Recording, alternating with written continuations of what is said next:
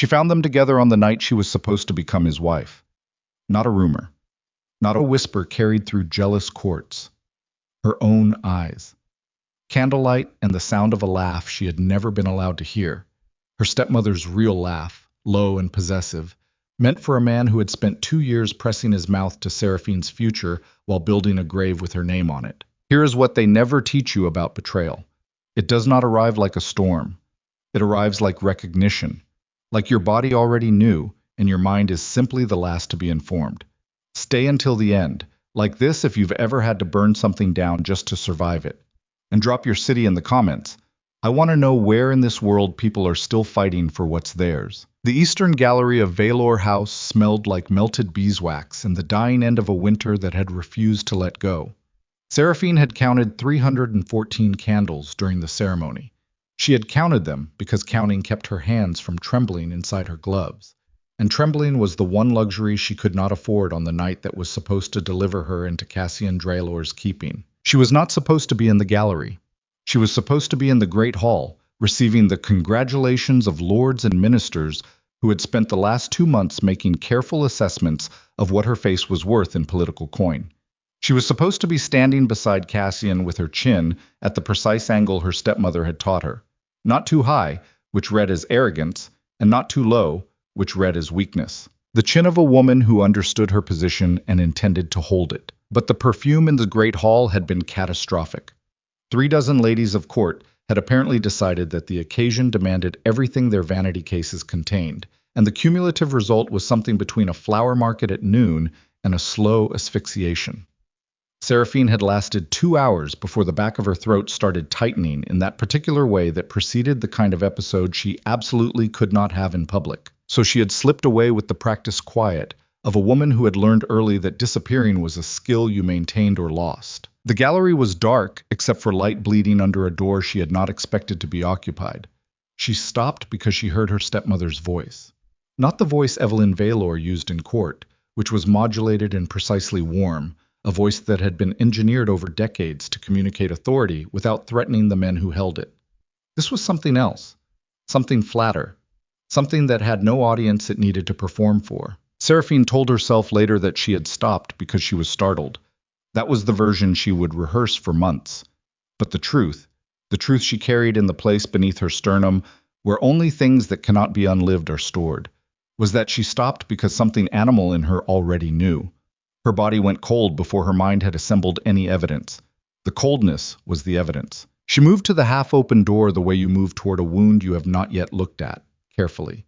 Like the looking itself might be the thing that makes it permanent. The chamber beyond was a small anteroom used for contract signings. She knew it because she had been in it 2 weeks ago with her father's solicitor, reviewing the land transfer documents that would move administrative authority over Frostmarch Dominion from the Valor estate to the Draylor holdings upon marriage.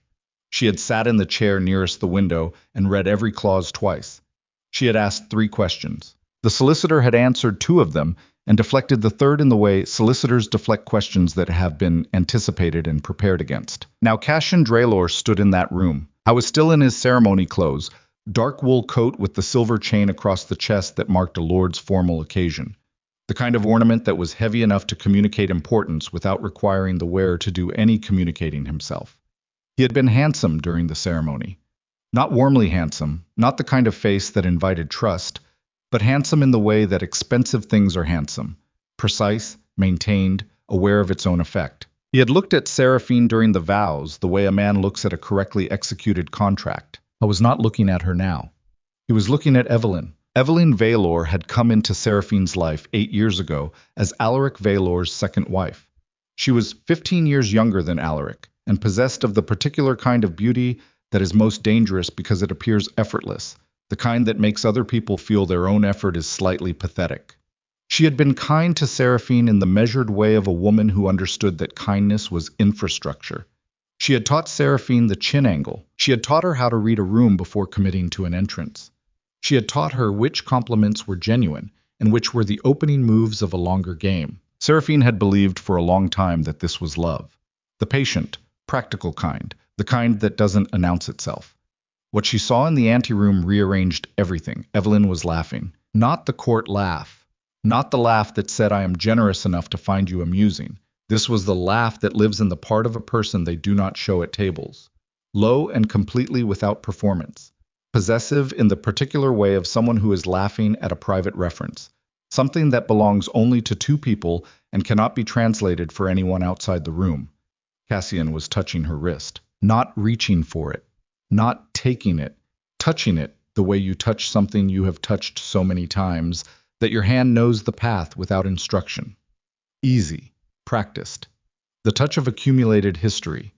Seraphine's mind did something very quiet. It stopped producing alternatives. She had heard about moments like this, moments when the architecture of your life reveals itself to have been constructed on a foundation that was never what you were told it was. She had heard people describe them as shattering, as devastating, as the end of something.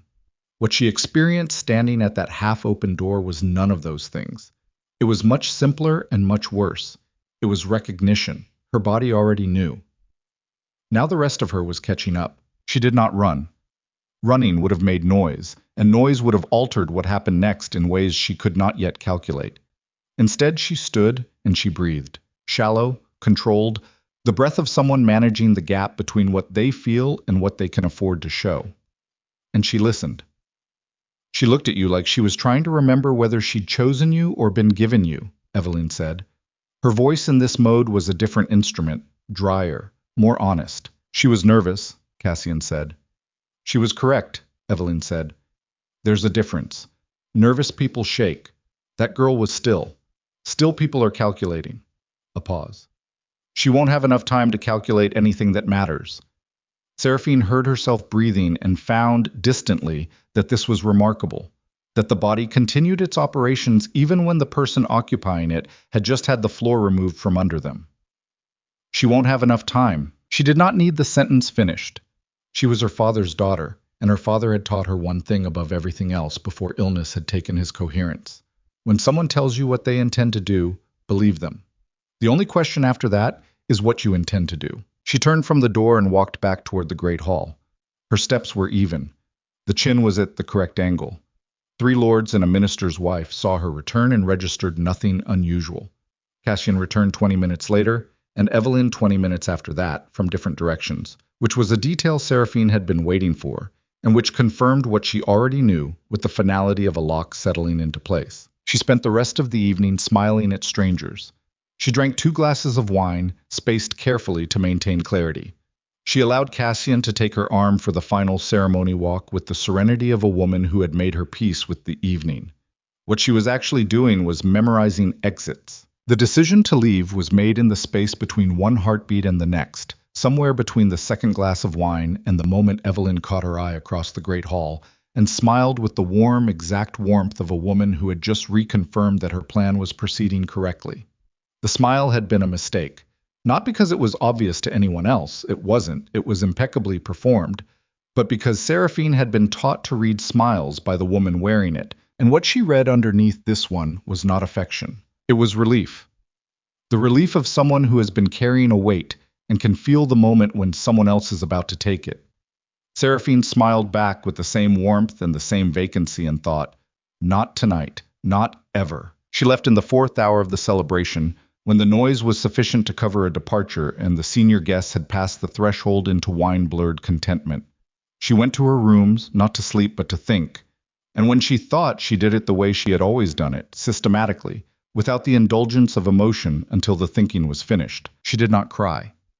Not because she was incapable of it, but because crying belongs to grief and grief requires a period of disbelief first, and she had bypassed disbelief entirely. What she felt instead was the cold, clarifying fury of someone who has been underestimated by people who should have known better. They had looked at her and seen the chin angle.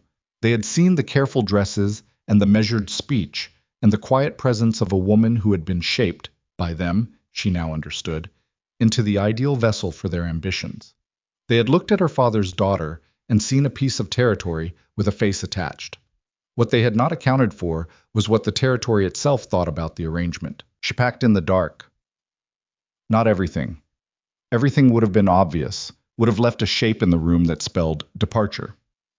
She packed the things that could not be replaced. 3 documents she had quietly obtained copies of over the past month under the pretext of reviewing inheritance details. A letter in her father's handwriting she had found pressed into a book in his study 3 days before the wedding. A sum of coin small enough not to be missed from the household accounts, but substantial enough to buy passage in time. She was her father's daughter in the ways that mattered. She was discovering something her father had never needed to be. Someone who was leaving. The letter was the piece that had been sitting at the edge of her understanding for weeks, waiting for a key that she had not known she was looking for until tonight. It was dated 7 months ago, before Alaric's decline had accelerated, before the physicians had begun shaking their heads with that particular professional regret that meant they had stopped having solutions and started managing expectations. In it, her father wrote in his compressed, precise hand about an administrative irregularity in the Frost March records. Funds redirected through channels that did not correspond to any approved ledger. A name that appeared in contexts it had no legitimate reason to appear in. Cassian Draylor's name, and beside it, in the margin, a single sentence in different ink, darker, sharper, as if written later in a different state of mind. I have been wrong about Evelyn. God help me for the time it took to understand. Seraphine had read that sentence 9 times over 9 days and had constructed 11 possible interpretations of it. Tonight she had found the correct one, and it sat in her chest now like something made of iron. His illness. She had been told it was the cold that came every winter, and had finally found purchase in a body that was 63 years old and had been carrying the weight of an estate for 4 decades. She had been told it was natural, expected. The physicians had been sympathetic and specific, and specificity creates the impression of certainty, and she had believed them because believing them had been easier than the alternative. The alternative was what she was sitting with now. She finished packing. She looked at the room, the heavy curtains, the writing desk where she had drafted 100 polite correspondences, the mirror where she had practiced the chin angle until it was automatic, and she understood that she was looking at it for the last time. Not with sentimentality, but with the precision of someone who is burning a version of themselves and needs to see clearly what is being burned. She was not mourning it. That was the thing she needed to be honest about. Some part of her had been waiting for a reason to burn it for a very long time. The servants who saw her leave in the early morning hours, when the celebration had finally guttered into silence, and even the most determined guests had surrendered to the hour, saw a woman in traveling clothes with a small bag, and the expression of someone attending to something practical. None of them stopped her. She had been managing the impression of practicality long enough that it had become indistinguishable from the real thing. She did not look back at Valor House. Looking back belongs to people who are uncertain about what they're leaving. She was certain. The road north was frozen. This was not a metaphor. It was a practical problem she had accounted for and prepared against, the way her father had taught her to account for and prepare against practical problems, which was to say by identifying them clearly and then solving them without emotional commentary. She had a horse. She had provisions for 4 days. She had contacts in 2 border towns whose names she had collected during the estate work that nobody had thought to keep her out of because nobody had believed she was collecting anything. That had been their first mistake. People reveal their real underestimation of you not through insults, but through access. Through the rooms they let you walk through and the conversations they have near you. Through the assumption that a quiet woman is a passive one. She rode through the dark for 3 hours before she allowed herself to think about Cassian's face. Not the face he wore at the ceremony. Not the Lord's face, composed and appropriate. The face she had reconstructed from what she understood now. A man who had been planning her disappearance while standing close enough to take her arm. A man who had touched her stepmother's wrist like it was his to touch while accepting the ceremony garlands that were supposed to mean something. A man who had looked at her and seen Frostmarch, its land, its revenues, its political weight, and had been satisfied with the transaction. She had the reaction she had not permitted herself in the house. It came out of her in the dark, on an empty road with no audience, which was the only way she would have allowed it. Grief would not be accurate. Rage was closer. But what she felt was more specific than rage. It was the particular fury of someone who has given something genuine and discovered it was received as currency. She had been willing to marry him. Not enthusiastically. Arranged marriages in the empire were not a business of enthusiasm, but willingly. She had prepared herself for it in the careful way she prepared herself for difficult things, which was to find the dignified version of the situation and commit to inhabiting it. She had been ready to be his wife, to manage his household, to make something functional out of a practical arrangement, because that was what women of her position did with practical arrangements, and she had believed she could make it enough. They had not even offered her the respect of a genuine arrangement. She had been a document with a face, a legal mechanism for land transfer wearing a ceremony dress. The fury refined itself in the cold air, became something less like fire and more like a blade, something that would last. She thought about her father. Alaric Valor had been a man who communicated love through instruction. He had never been demonstrably warm. She had not had that kind of father, and she had made her peace with it young. But he had taught her things that warm fathers did not think to teach. He had taught her to read contracts. He had taught her to listen to the silences in a conversation as carefully as the words. He had taught her that power in the empire did not belong to the loudest person in the room, but to the person who controlled what the room was paying attention to. He had taught her all of this, and then he had died before she could understand why. She understood now. He had been trying to give her weapons before someone could take away her safety. He had seen something in his household, in his wife, in the arrangements being made around his daughter, and had begun to understand it too late. The letter was the evidence of a man who had started to see clearly, right at the moment his clarity could no longer help anyone. I have been wrong about Evelyn. She pressed her hand flat against her chest for a moment, there on the frozen road, feeling her own heartbeat. It was steady.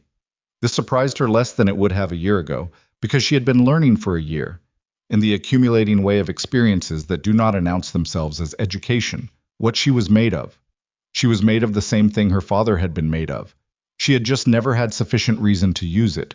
That was over now. The first town was called Marin's Pass, and it sat at the junction of two roads that mattered to northern commerce in ways that larger, more impressive places on the map did not. Seraphine's contact. There was a woman named Diel who managed a transit house and who had received 3 letters from Seraphine over the past 6 months regarding entirely legitimate estate business, and had responded to all of them with the particular efficiency that characterized someone who understood that efficiency was its own form of communication.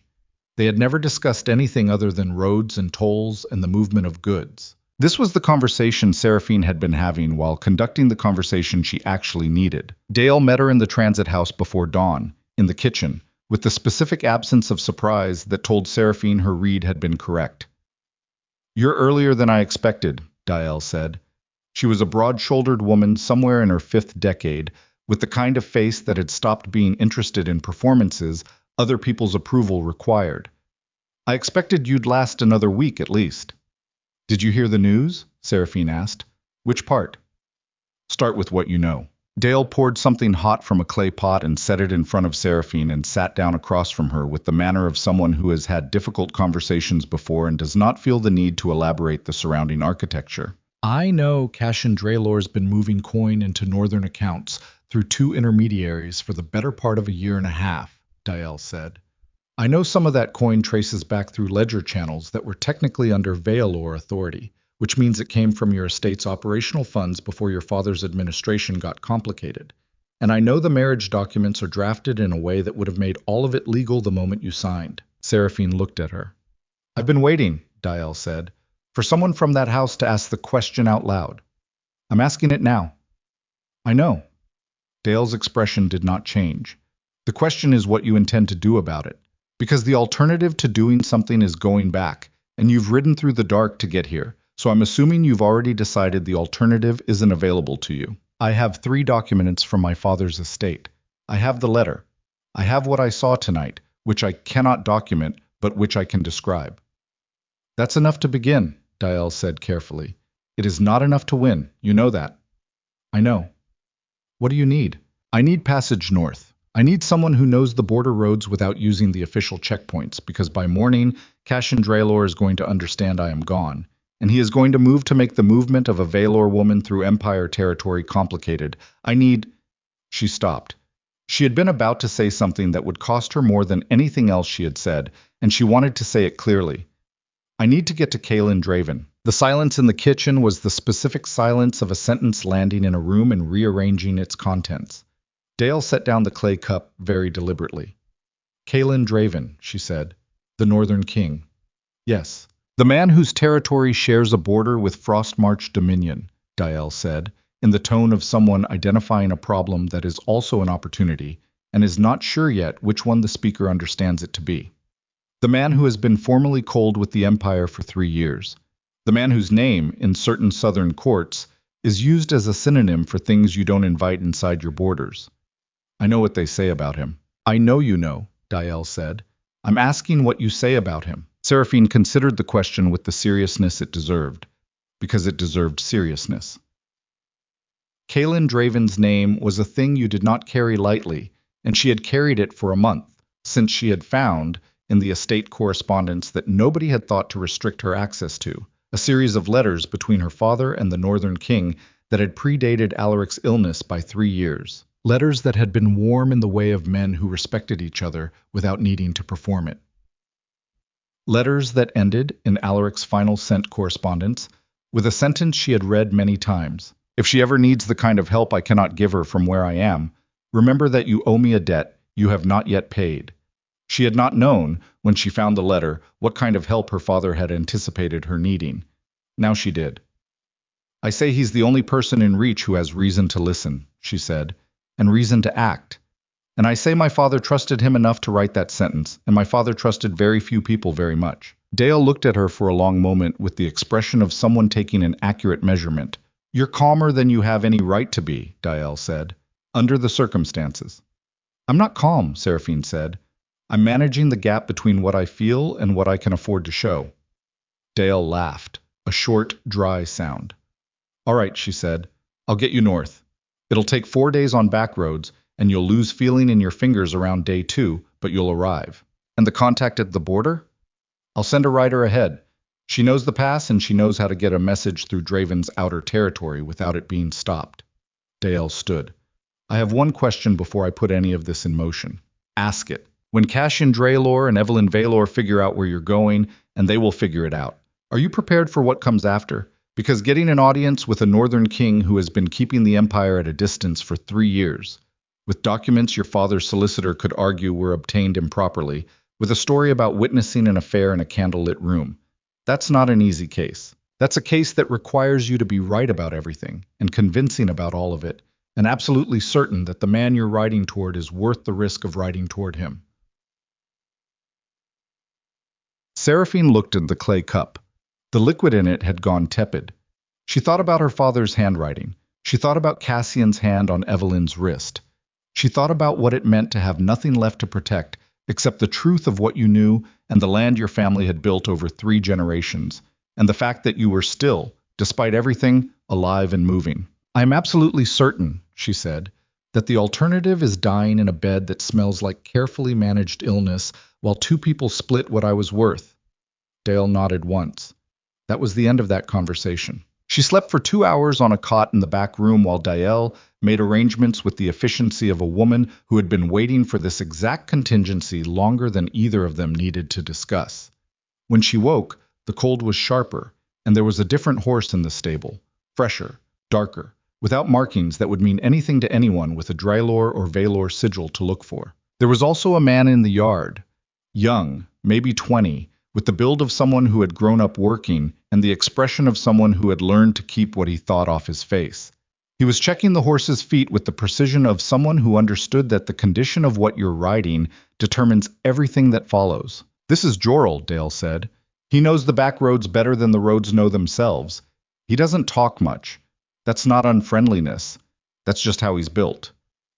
Jorel looked up at Seraphine from the horse's foot with a glance that was quick and assessing and arrived at some private conclusion without sharing it. The north road or the long way? He asked Dael. The long way, Dael said. She's expected. Jorel nodded and finished his inspection and stood and looked at Seraphine directly for the first time. Have you ridden 4 days in the cold before? He asked. No. Layer what you have. Keep your feet moving in the stirrups or you'll lose sensation and then judgment, in that order. Eat when I eat, even if you're not hungry. And if I stop and tell you to be quiet and still, be quiet and still immediately. Those are the rules. Understood, Seraphine said. He looked at her for one more moment with the expression of someone revising an estimate upward by a small but meaningful amount. All right, he said. Let's go. The long way north took them through terrain that had been carved by centuries of wind and deliberate human indifference, the kind of land that looked inhospitable enough to discourage passage and had therefore been used exclusively for passage by anyone who needed to move without being noted. Jorel knew it the way Seraphine suspected he knew most things, without discussion, as a body of information that had been accumulated through necessity and made automatic by repetition. They did not speak much. This suited her. She had a great deal to think about, and thinking was better done without the requirement of also managing conversation. On the second day, on a ridge where the Empire's maintained roads were visible below them as a darker line against the frost, she saw the riders. 6 of them, moving fast. Draelor colors. Jorel had seen them before she had. He was already steering them back into the tree line with the calm of someone for whom threat assessment was an ordinary task. How long? She asked, keeping her voice at the level the situation required. Long enough, he said. They're using the road. Roads faster in stretches, but not through here. We have time. She watched them through the trees. 6 riders with Draelor colors, moving with the specific urgency of people who had been given a task and were unhappy about the conditions under which they were executing it. Cassian knew she was gone. He had probably known since morning. 6 riders meant he was not underestimating the departure. 6 riders meant he had made the assessment that she had somewhere to go and needed to be found before she got there. She had one thought, watching those riders diminish below her on the road. You spent 2 years learning what I was worth to you. I spent 2 years learning what you were. She turned her horse back north and did not look at the road again. By the 4th day, the land had changed in a way that was difficult to articulate but impossible to miss. The Empire's quality of maintained order, the even roads, the uniform gate posts, the particular kind of absence that comes from land being comprehensively administered, had given way to something rawer and more present. The trees were denser. The cold was a different cold, the kind with substance to it, the kind that came from land that had been shaped by its own weather rather than by human plans for it. She was in Draven territory before Jorel said anything about it. We cross the marker in about an hour, he said. After that, you're in his lands. And then? And then someone will find us, Jorel said, with the equanimity of a man describing a natural process. They always do. I've come through twice before on different business. His border watchers are better than most people in the Empire know. What are they like? He considered this with the brevity of someone who does not add words when he has enough. Direct, he said. They don't perform anything. That was useful information. She filed it. The border marker was a stone post with no sigil, which she understood in retrospect was itself a sigil, a statement about what did and did not need to be announced.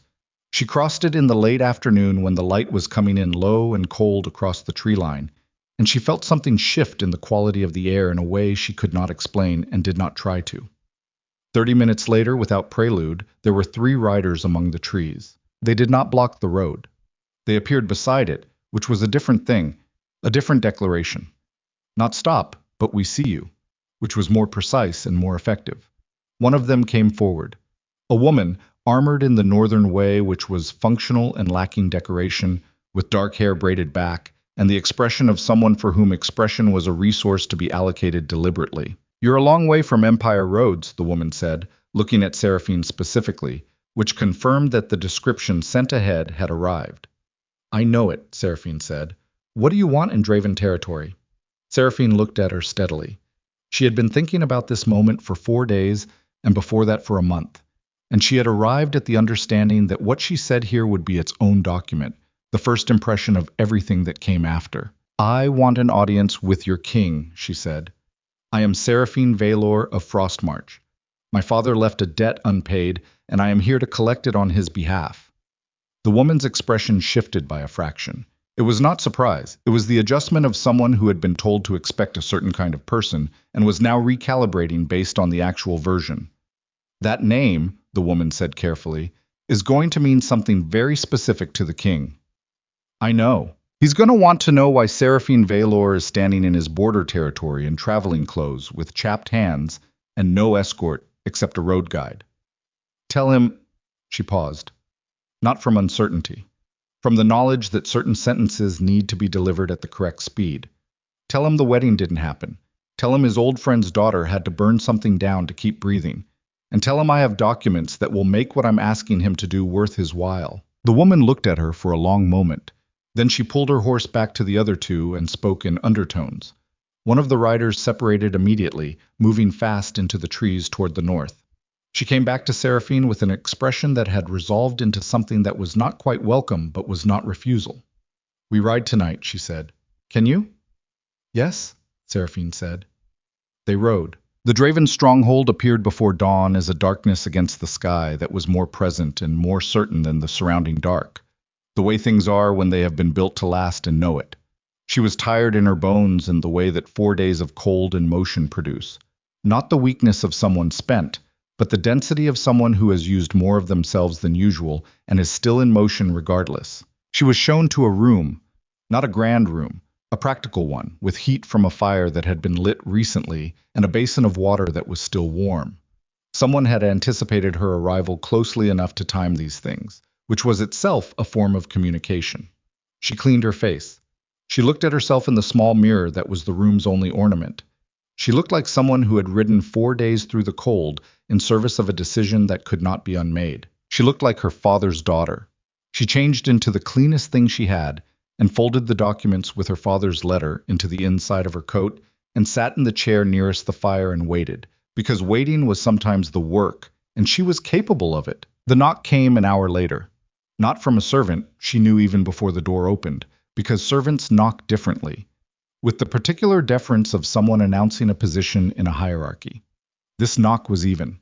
The knock of someone who has not spent time performing deference and does not intend to start. She stood.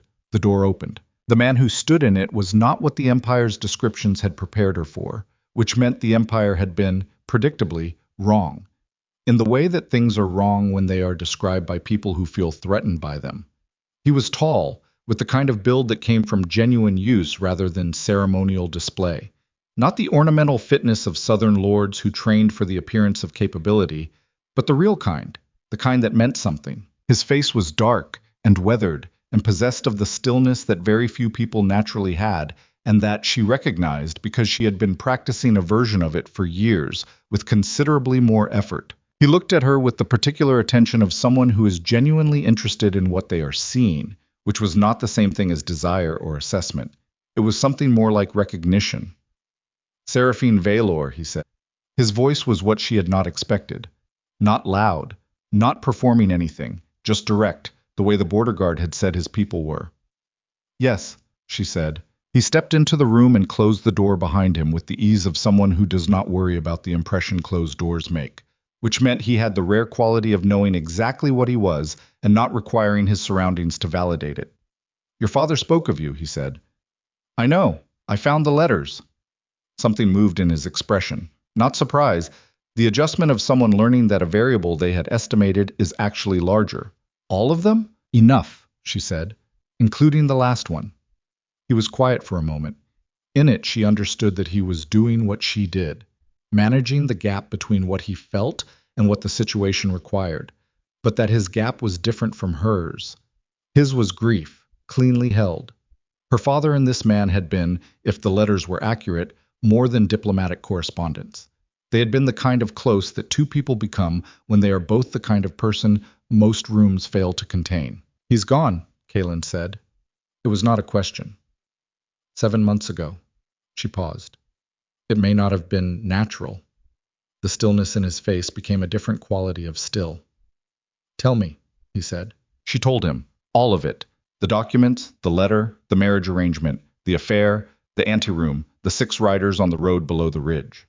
She told it without unnecessary architecture, the way her father had taught her to present information, clearly, in order, with the relevant evidence attached. He listened the way very few people listened, without preparing his response while she was speaking, without reorganizing what she was saying into a version that fit an existing framework.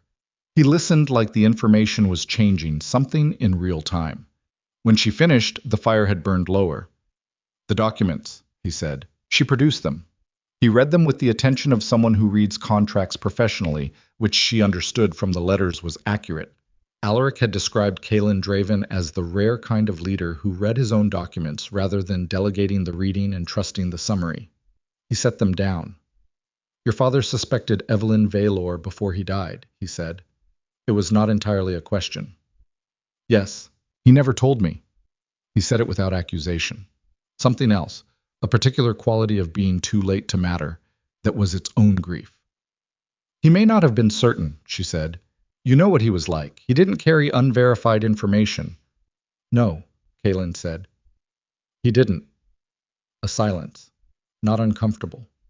The silence of two people arriving at the same understanding from different directions. What do you want from me? He asked. Directly, which she valued more than she could say after weeks of nothing but oblique maneuvering. I want... She stopped. Amended. I need the Frost March documents to be contested before they can be executed. I need Cassian Drylor's access to the Imperial Registry blocked long enough for me to present evidence of the conspiracy. I need... She stopped again. This was the one she had been most uncertain about. I need someone with standing in the Northern Territories to call for an Imperial hearing. Someone Cassian cannot simply dismiss or discredit. Kaylin looked at her. You're asking me to enter a Southern political dispute, he said. Something I have spent 3 years specifically declining to do. I know. You understand why I've been declining. Because every time the Empire invites the Northern Territories into a dispute, it has ended with the Northern Territories absorbing the consequences while the Empire absorbs the benefits, she said. Yes. I read the correspondence. He was quiet for a moment. You read all of it, he said. Yes. Then you know I am not someone who acts on request alone, he said. Your father understood that. He asked for very little over many years, and what he asked for was always considered. I know, she said. This is not a request. This is the debt he mentioned in his last letter. I am not asking you to do me a favor. I am collecting something he earned and something you agreed to owe. She held his gaze steadily. I would not have come 4 days in the cold on a back road if there had been any other option. There is no other option. And I would not have come here at all if I believed you were the kind of person who renegotiates what you owe when the person you owe it to is no longer present to collect. It was the longest thing she had said at once. She was aware that it was a risk, that calling a king to account for a debt in his own stronghold on the first night of meeting was the kind of move that could go very wrong very fast. She was also aware that it was the only true thing available to her, and that this man, if the letters were right about him, would respond to the true thing better than to the managed version of it. He looked at her for a long time. Then he said, You are very much your father's daughter. I have been told. He meant it as the highest thing he could say, Kaylin said. I want you to know that. She did not trust herself to speak for a moment, so she nodded. I will call the hearing, he said. I will contest the registry documents, and I will make it very difficult for Cassian Drylor to characterize the Northern Territories as uninvested in the outcome. He paused. This will take time, and it will not be simple, and there will be moments when you will need to be everything your father's letters suggested you were capable of being. I know. Good. He stood. You'll stay here until we have a plan that isn't improvised. In the morning, there will be food, and then there will be work, and I need you clear enough to do the work. I can manage that. He moved to the door, stopped, turned back with the expression of someone adding something that had been decided before he said it. Seraphine. It was the first time he had used just her name. It was different from how her name had been used by anyone in the past year, by Cassian, who had used it like a reference number on a document, or by Evelyn, who had used it like an instrument tuned for a specific performance.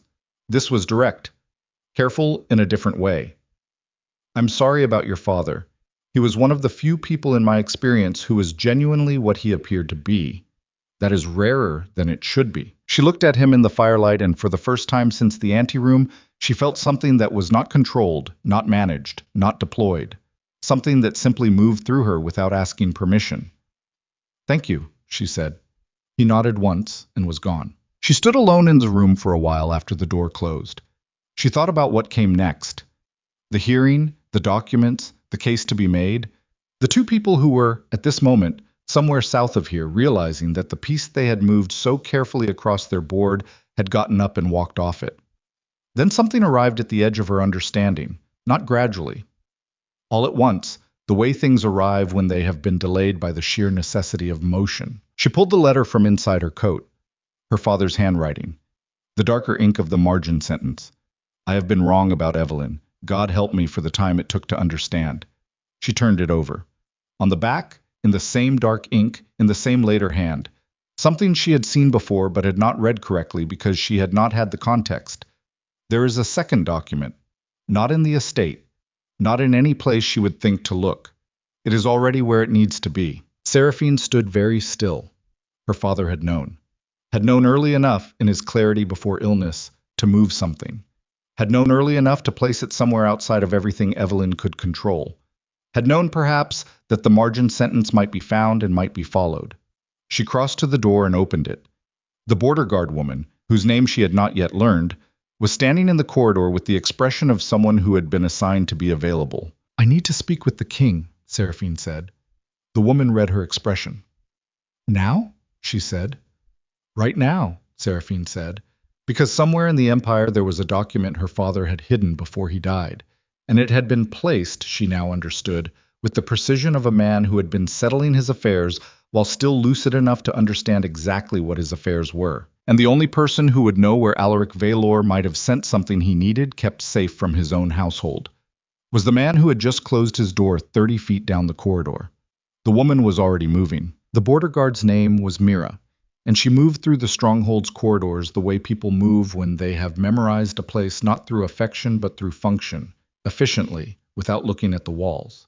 Seraphine followed her with the letter pressed flat against her palm, her thumb running along the edge of the paper in the particular way of someone trying to process something through their hands that their mind has not yet finished assembling. Kalen's door was at the end of a corridor that widened near its terminus, which she understood was deliberate. A king's door should never be the first thing you saw when you turned a corner, because what approached a king's door needed to be visible before it arrived. She had noticed 3 different sight lines from 3 different positions during the 30 seconds it took to walk the length of it. This was a place built by someone who thought about how space communicated threat. Mira knocked, the same even knock from before. A beat of silence. Then, "Come." Kalen was at the window when they entered, which meant he had not yet gone to sleep, which meant, she filed this away, that he had been thinking after he left her room. The window looked north over territory that was completely dark at this hour, a darkness that had weight and depth to it, unlike the managed darkness of the Empire's lamplight cities. He turned when they entered, and his expression was already asking the question before she said anything. "Leave us," he said to Mira. Mira left without commentary. Seraphine crossed the room and put the letter on the table between them. She turned it over to the back. She pointed to the margin sentence she had not read correctly before. "There is a second document," she said. "Not in the estate. He moved it before he died." Kalen looked at the handwriting for a long moment. Something in his face did what grief does when it arrives in a practical context. It did not become large. It became contained in a very specific part of him, the way people contain things when they cannot afford to put them down. "He sent it here," Kalen said. It was not a question, which told her his mind had arrived at the same place hers had through a different route. "Did you know?" she asked. "No." He moved to the far side of the room where a cabinet stood against the wall. Old wood, iron fittings, nothing decorative about it. He opened it with a key that came from inside his coat. Not on a ring, not on a chain, just a single key carried alone, which was the practice of someone who kept certain things separate from everything else on purpose. Inside the cabinet there were documents in organized stacks, and at the back, behind things that would have had to be moved deliberately to find it, a sealed packet. Imperial quality paper. Valor seal. He brought it to the table and set it down without opening it. "It arrived 8 months ago," he said. "Courier I didn't recognize. Letter from your father asking me to hold it." He said, "You will know when to open it." He looked at her. "I did not know." "He died a month after that," she said. "I know, I received word." A pause. "I should have asked more questions." There was something in how he said it that was not self-reproach in the weak sense, not the performative guilt of someone who wants to be reassured. It was the specific accountability of a person who has identified a failure in their own judgment and is not interested in excusing it. She had heard her father speak in that register occasionally when he had been wrong about something that mattered. She understood, with the clarity that comes from exhaustion, removing the last layer of social filter, that she had ridden 4 days in the cold to find someone capable of that register, and had, against reasonable probability, found him. "Open it," she said. He broke the seal. The document inside was 12 pages in her father's handwriting, which was compressed and precise and in places had the quality of handwriting that had been produced under some urgency. The letters more closely formed, the lines marginally less even. A man writing quickly because he understood that the window for writing was narrowing. They read it together, which was a particular kind of intimacy, standing at the same table, close enough that she was aware of him as a physical presence. The warmth and weight of another person, both of them moving through her father's words at approximately the same pace. She was aware of this and put the awareness aside. What the document contained was a systematic record. Alaric Vailor had, in the 18 months before his death, conducted a private investigation into the administration of Frostmarch Dominion's finances. He had done it through channels that did not touch the estate's formal accounting structure, which meant Evelyn's visibility into the process had been limited. He had employed 3 different people in 3 different capacities, none of whom knew about the others, and had compiled their findings into a single record. The record was devastating. Evelyn had been redirecting Frostmarch revenues into accounts accessible through Cassian Drylor's commercial network for approximately 2 years. The total was not enormous in the context of the Empire's largest estates, but it was substantial in the context of what Frostmarch generated. And more importantly, it was accompanied by documentation of decisions, administrative, political, concerning which imperial relationships the Vailor estate maintained and which it did not, that had been subtly shifted over the same period. The estate's political position had been quietly repositioned. Alliances maintained by Alaric over decades had been allowed to cool. New relationships had been built that all, when mapped, led back to people in Cassian Drylor's sphere. Frostmarch had not merely been promised to Cassian through the marriage. It had been pre-delivered, piece by piece, while Alaric's health was used as the justification for Evelyn's increasing administrative authority. Seraphine read it with the stillness of someone absorbing something that has confirmed what they suspected, but is larger than they had measured it to be. He knew almost all of it, she said. Her voice was even. She was proud of that, distantly. Yes, Kaelin said. He didn't go to the Imperial Court with it. He had no way to know who in the Imperial Court was already part of it, Kaelin said. And he was dying. His options for trusted parties were limited. He was quiet for a moment. So he sent it to me. Because you were outside the Empire's political structure, she said. Because you had no reason to be complicit in it. Because if you called a hearing and brought this document, the Northern Territory's formal cold relationship with the Empire would mean your standing couldn't be questioned the same way a Southern Lord's standing could. There was no existing alliance Cassian could claim you were protecting. Kaelin looked at her. The expression was not surprise. It was the adjustment she had seen before. The recalibration of an estimate. You reasoned all of that out, he said. My father taught me how to read a board, she said. He just didn't tell me he'd already made this move on it. There was a silence. In it she felt something shift in the geometry of the room. Not physically, but in the way spaces change when the people in them have arrived at a shared understanding that alters what is possible between them. They were no longer a petitioner and a king calculating a conditional arrangement. They were 2 people who had been handed the same document by a man they had both lost, and who were going to have to decide together what to do with it. This is enough for the hearing, Kaelin said.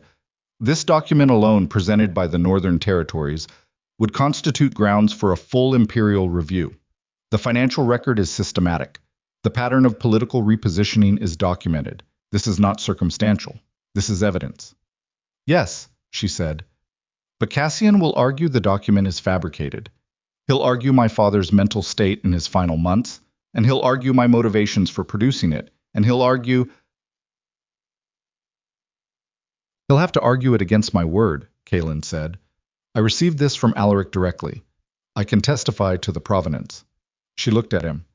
That puts you in the center of it, she said. That is not cold diplomatic distance anymore.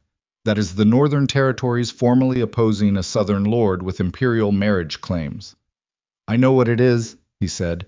You should not do it without understanding what it costs you. He looked back at her with the expression of someone who has not been told by anyone in a considerable period of time what they should and should not do, not from offense, but from the genuine novelty of it. Tell me what you think it costs me, he said, and it was not a challenge. It was genuine. He wanted to know if her assessment was accurate, she told him. She laid out the political mechanics as she understood them, the Empire's likely response. The lords who would feel threatened by the precedent of Northern Territory interference in succession disputes, the ways Cassian and Evelyn would attempt to characterize the intervention as territorial opportunism. She told him it clearly and without softening any of it, because he was not someone who would be served by a softened version. When she finished, he was quiet for a moment. "Your analysis is accurate," he said, with one gap. "Tell me." "You're calculating this as a political decision," he said. "It is also a personal one. Your father—" He stopped. Amended. "Alaric was the person I trusted most outside these walls for 11 years. The number of people that has been true of in my life is very small. What was done to him, if this document is what it appears to be, is not something I am able to treat as a political calculation." She was quiet. "You are also," he continued, with the directness she was learning was simply the mode in which he operated, not a performance of it, the person he spent 11 years describing. Not in detail. Not in the way someone describes a person they are worried about. In the way someone describes a person they have absolute confidence in, which is a rarer kind of attention. The fire had burned down further. The room was colder. "I was right about you," Kaelin said. "That is not a calculation. That is an observation." She looked at him in the way you look at something you have not let yourself look at directly until this moment, because looking directly at it changes your relationship to it, and you needed to do some things first. "If I win the hearing," she said, "Frostmarch is mine. Cassian's marriage claim fails. Evelyn loses everything she has built." "Yes. And you will have spent political capital with the Empire that you will not easily recover." "Also, yes."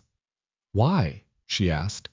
Not as a challenge, as a genuine question, because she needed to understand, and she had learned, somewhere on 4 days of frozen road, that she was done accepting constructed versions of things when the real version was available to be asked for. He thought about it the way he seemed to think about things that mattered, without hurrying, without performing consideration, just actually considering. "Because there are two kinds of power," he said. "The kind that is spent acquiring more power, and the kind that is spent on something worth spending it on. I have spent 11 years building the first kind. I am not interested in spending my life only in its own service." She understood what he was saying. She also understood that he was not saying it for the reason people say things of this kind when they are saying them to create an impression. He was saying it because it was true, and because he had decided she could receive the true version. This was the most dangerous thing that had happened to her since the anteroom, and it was dangerous in a completely different direction. "All right," she said. "All right," he agreed. They worked through the night. Not in the romantic sense that word sometimes implies. They worked in the actual sense, which is labor. Kaelin sent for his chief advisor, a lean, gray-haired man named Bors, who arrived in the room still adjusting his coat with the expression of someone who had been woken and was not surprised about it. Bors read the document in 12 minutes without speaking, which told her he read the way serious people read. Then he set it down and looked at Kaelin with the expression of a man who has identified both a significant problem and a significant opportunity, and is waiting to understand which one is being prioritized. "Imperial hearing," Kaelin said. "Will need standing that they can't dismiss on procedural grounds," Bors said. "The Northern Territories have kept their formal status current. We've been cold, not absent. We can petition for observer standing in a succession dispute if we can demonstrate material interest. Frostmarch shares a border with our eastern province," Kaelin said. "If the territory passes to Draelor and his political relationships shift the border administration, we have documented material interest in the outcome." "That's thin," Bors said. "It is legally sufficient," Kaelin said. "And once we have standing, the document speaks for itself." Bors looked at Seraphine, the look of a man taking a careful measurement. "You're the Valor heir," he said. "Yes. Are you prepared for what a public hearing actually involves? Because the document is evidence, but you are the primary witness. They will attempt to take you apart on the stand. Cassian Draelor has resources, and he will spend them on making you appear unstable, motivated by personal grievance, and lacking credibility as a witness to your own father's records." "I know. Tell me why I should believe you're prepared for it." She looked at him steadily. "Because I spent 4 days on a back road in the cold thinking about exactly this conversation, and I am still here." Bors considered this. Then he nodded once, the nod of someone who has made a judgment and moved on. "We'll need the hearing petition filed within 10 days, he said to Kaelin. "After that, If Drylor moves to execute the marriage transfer documents, we can file for a block on the grounds of pending review. That gives us time. Do it, Kaelin said. The thing about watching a king operate, Seraphine understood somewhere in the third hour of that night, was that it was nothing like the Southern Empire's version of authority, which was largely architectural. It existed in the size of rooms and the height of chairs and the number of people who stood when you entered.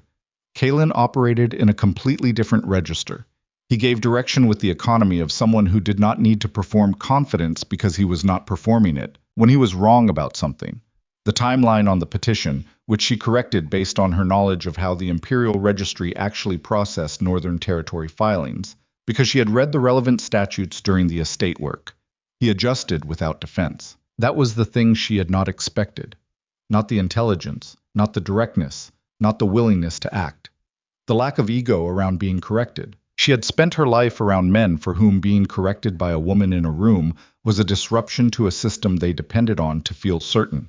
Cassian had never asked her a question he did not already know the answer to. The solicitors had answered 2 of her 3 questions.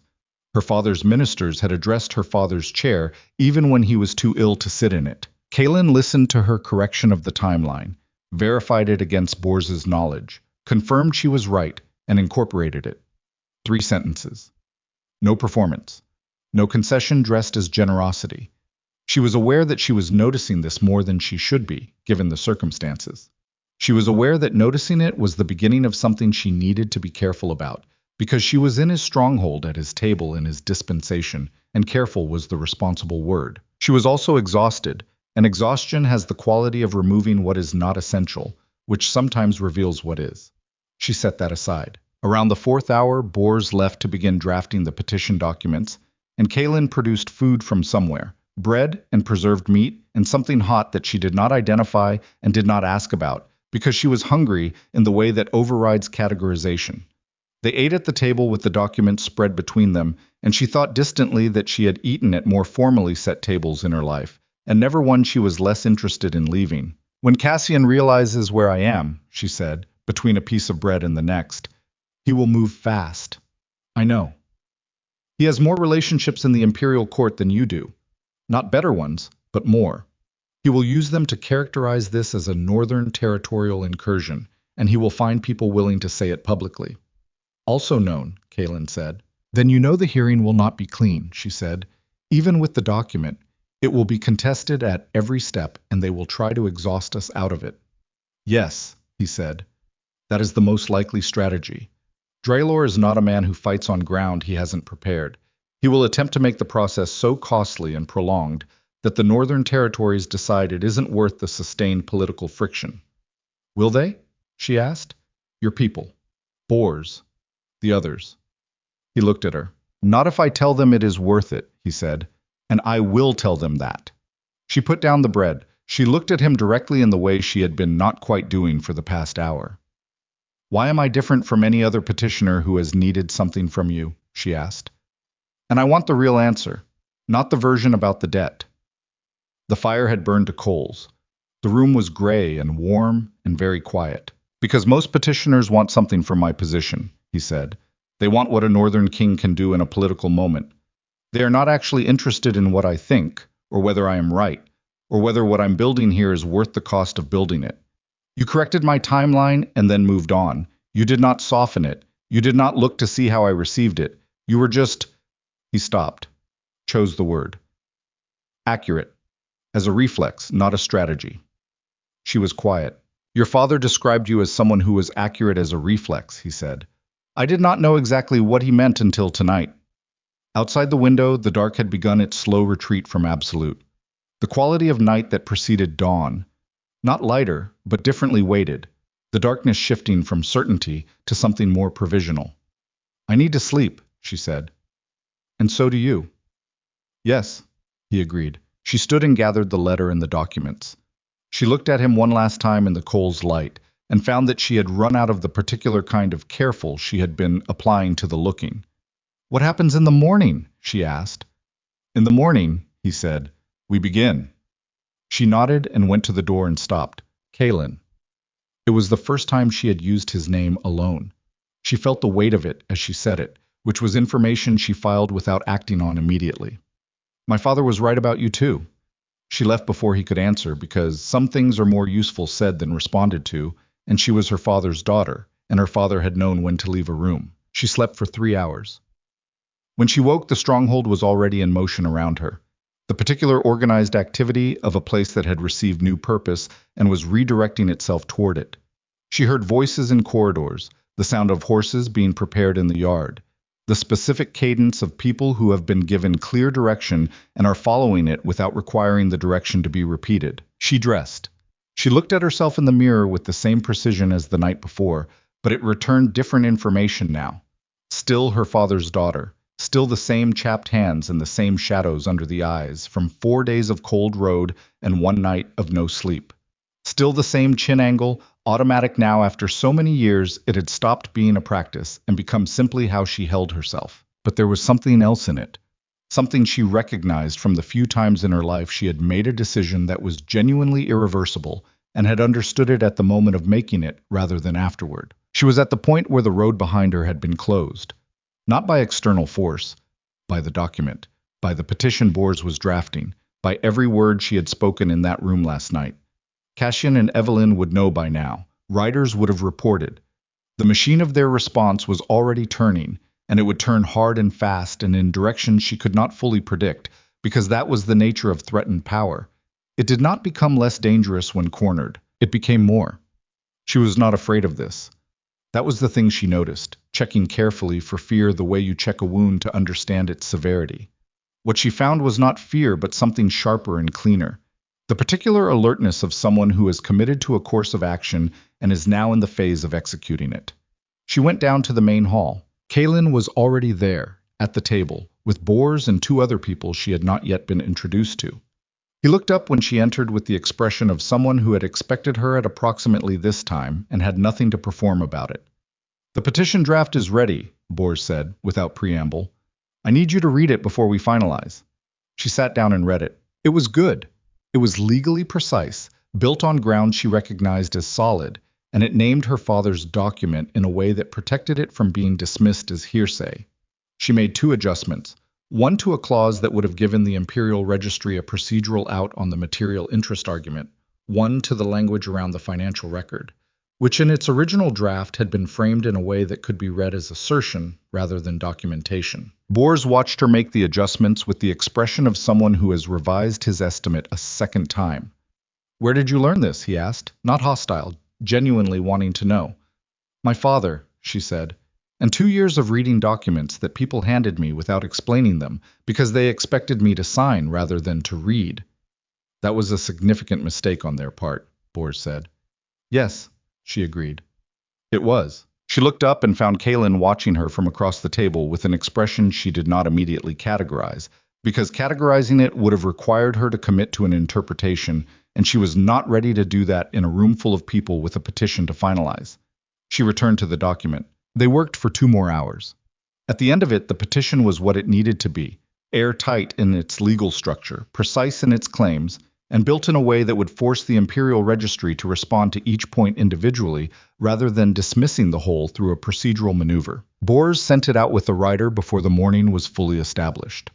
The second writer, sent simultaneously, went to a different destination. An Imperial contact Kaelin had in the registry, who was not an ally in the warm sense, but who had no love for Cassian Draylor for unrelated historical reasons, and could be depended on to ensure the petition was processed on schedule rather than quietly held. This was how power actually operated, Seraphine understood, not in the grand gestures, in the second riders. She was in the yard watching the riders leave, her breath visible in the cold, when Mira appeared beside her with the economy of motion that seemed to characterize everyone in this place. "There's something you should see," Mira said. Her tone was even, which Seraphine was learning meant nothing because Mira's tone was always even. She followed her to the eastern watchtower, up a staircase that was narrow and practical and not built for impressiveness, and at the top she saw what Mira had brought her to see. On the road below, not the northern back road, but the main approach, the road that came from the Empire's managed territory and arrived at the stronghold's outer gate, there was a rider. A single rider, moving at a pace that was not urgency, but was not casual either, The pace of someone who has been given a message and has been told to deliver it rather than to race. Imperial colors. They move fast, Seraphine said. The rider was likely dispatched last night, Mira said, when they realized you'd crossed into Draven territory. What will it say? The message? Mira looked at the rider for a moment. Probably a formal request for your return to Empire jurisdiction on the grounds that a wedding proceeding cannot be abandoned without legal consequence. Framed politely. Sufficient legal weight to create the appearance of obligation. Can they compel it? Not while you're on sovereign northern territory, Mira said. And they know that. This is not compulsion. This is the first move. Seraphine looked in the rider. A single person on a horse carrying a document that was the beginning of a formal confrontation between Cassian Draylor and a northern king. A confrontation that had been set in motion by a woman who had walked away from a wedding in the dark and ridden towards something she was not yet certain of. She thought about Evelyn's face in that moment when their eyes had met across the great hall. The warmth that was relief. The management of a woman who believed she had already won. She thought about Cassian's hand on her stepmother's wrist. Easy, practiced, the accumulated ease of a long secret that had never been threatened. She thought about her father's handwriting in dark ink at the edge of a letter. I have been wrong about Evelyn. Let the rider come, she said. Mira nodded. They descended from the tower and crossed the yard and went back into the stronghold, and Seraphine did not look behind her at the road, because the road behind was not where anything useful was. She found Kalen in the corridor outside the main hall, reading the second page of something Bors had handed him. He looked up as she approached. There's an Imperial rider coming, she said. Mira told me. He set the document down. It's the opening formality. They cannot act against you on this ground, but they need to be seen attempting the formal channels or Cassian's position in the court becomes legally compromised. I know, she said. What do you intend to send back with them? He looked at her with something that was close to the ghost of something lighter. Not quite amusement, but adjacent to it in the way that very serious people occasionally arrive at something like amusement, and then mostly keep it to themselves. A response that is formally polite, legally precise, and contains exactly one sentence that Cassian Draylor will understand is not about formality, he said. What sentence? That the Northern Territories look forward to the opportunity to present evidence of Frostmarch's administered assets at the Imperial hearing, and that Lord Draylor may wish to review his recent financial records before proceedings begin. She was quiet for a moment. That will make him angry, she said. Yes, Kalen said. Angry men make different decisions than calm ones. I want him making decisions angry. She understood the strategy completely. Cassian controlled and calculated was dangerous. Cassian, who had been told, directly, that she had arrived at his document trail, Cassian, who understood that what had been secret was no longer fully containable, would begin to move pieces in ways that were less precise and more reactive. He would overextend somewhere. People who had been quiet allies might recalculate. The controlled collapse of a conspiracy was a much messier thing than a conspiracy that never faced pressure. He'll go to Evelyn first, she said, when he gets the message. Yes. And they will fight, she said, because they have never been tested. Their arrangement has operated in the space of anticipated success, and this is not that. She thought about two people who had built something predatory together, who had used the currency of desire to construct the infrastructure of fraud, now standing in a room with the news that the piece they had moved most carefully was no longer where they had placed it. The thing about two people who share a secret as the foundation of their alliance is that the secret is also the thing between them. Remove the certainty of the secret's safety, and what you have left is two people whose loyalty to each other has always been contingent on the success of the shared enterprise. Cassian wanted land. Evelyn wanted empire. They were lovers in the way that ambition sometimes becomes, not because of what they were to each other, but because of what they were building together. Take away the building, watch what remained. The Imperial rider was received in the outer courtyard. Seraphine stood at the window of the main hall and watched without being visible from below. The rider was young, she could see that even from this distance, and carried himself with the practiced composure of someone who was representing an authority he was uncertain was going to be received well, and had been trained not to show this uncertainty. Kalen received the message in the courtyard. She watched him read it with the same stillness he brought to everything, not performing calm, just being it, which was its own kind of power. Then he handed it to Bors and spoke 3 sentences she could not hear through the glass, and the writer nodded and waited. Bors produced a document that had clearly been prepared in advance. She recognized this. He had drafted the response before the writer arrived, because Kalen had known the writer would arrive, because this was not a man who encountered developments. He anticipated them. The writer took the document, looked at the seal. Whatever he saw in Kalen's expression during the seconds it took to complete this exchange convinced him that the additional conversation he might have been instructed to attempt was not worth attempting. He left. Kalen looked up at the window where she was standing. He could not have been certain she was there. But he looked at it directly, and she had the disorienting experience of feeling looked for and then found, which was not a feeling she had experience with because no one had ever looked for her before. Not in the specific sense of actually trying to locate where she was and then finding her there. She did not step back from the window. He held the look for 3 seconds and then went back inside. She stood at the window a moment longer with the cold coming through the glass against her face, thinking about irreversibility. The petition was filed. The document was in motion. The response had been sent to Cassian Drylor that contained the sentence about the financial records. There was no version of the next weeks that did not involve a public confrontation, a formal hearing, an accounting of everything her father had discovered and everything she had witnessed, and everything she was prepared to argue in front of the Empire's reviewing body with a Northern King's formal testimony behind her. There was no version that led back to the anteroom doorway where she could choose not to look. She had always been going to look. She had always been going to leave.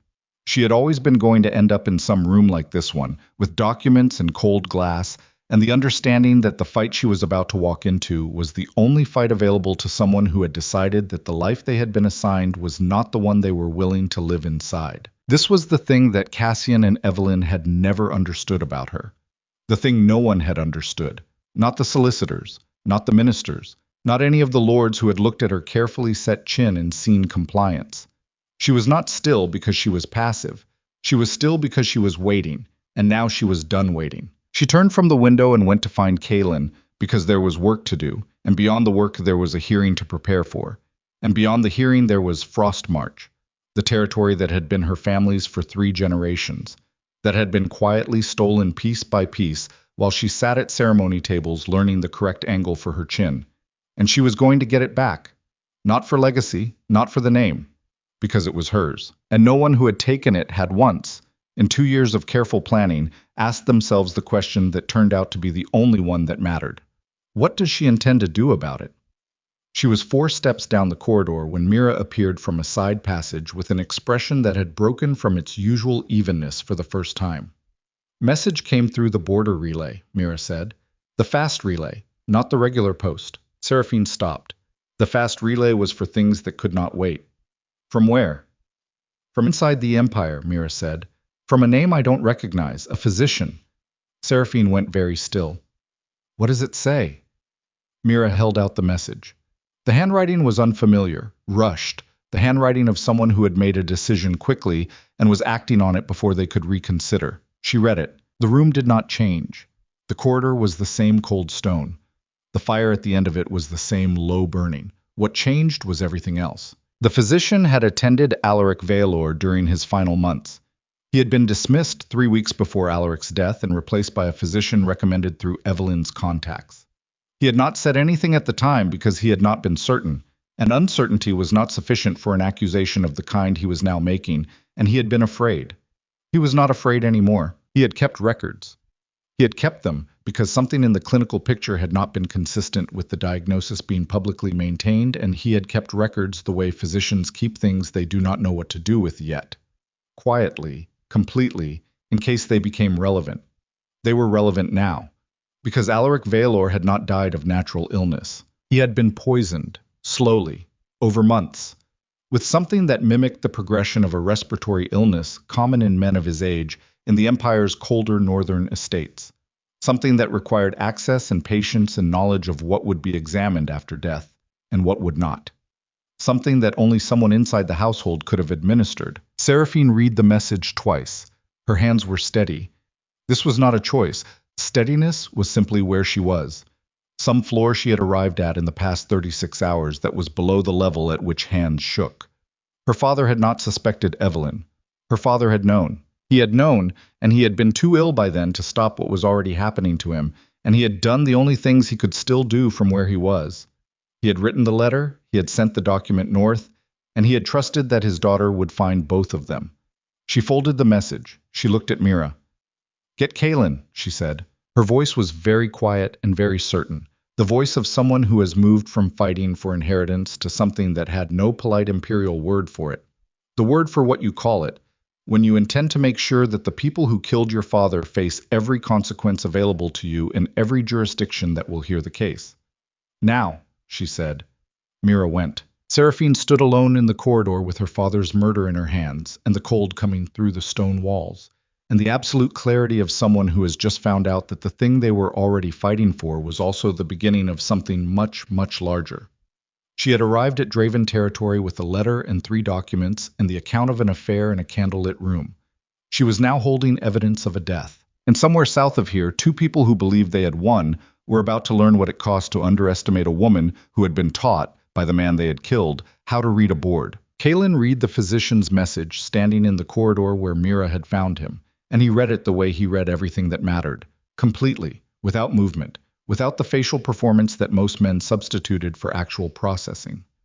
Seraphine watched him and did not speak, because there was nothing to add to what the document already said, and because she had learned in the past 20 hours that this was a man who needed the full weight of information to land before he responded to it, and that interrupting that landing was not useful. He finished?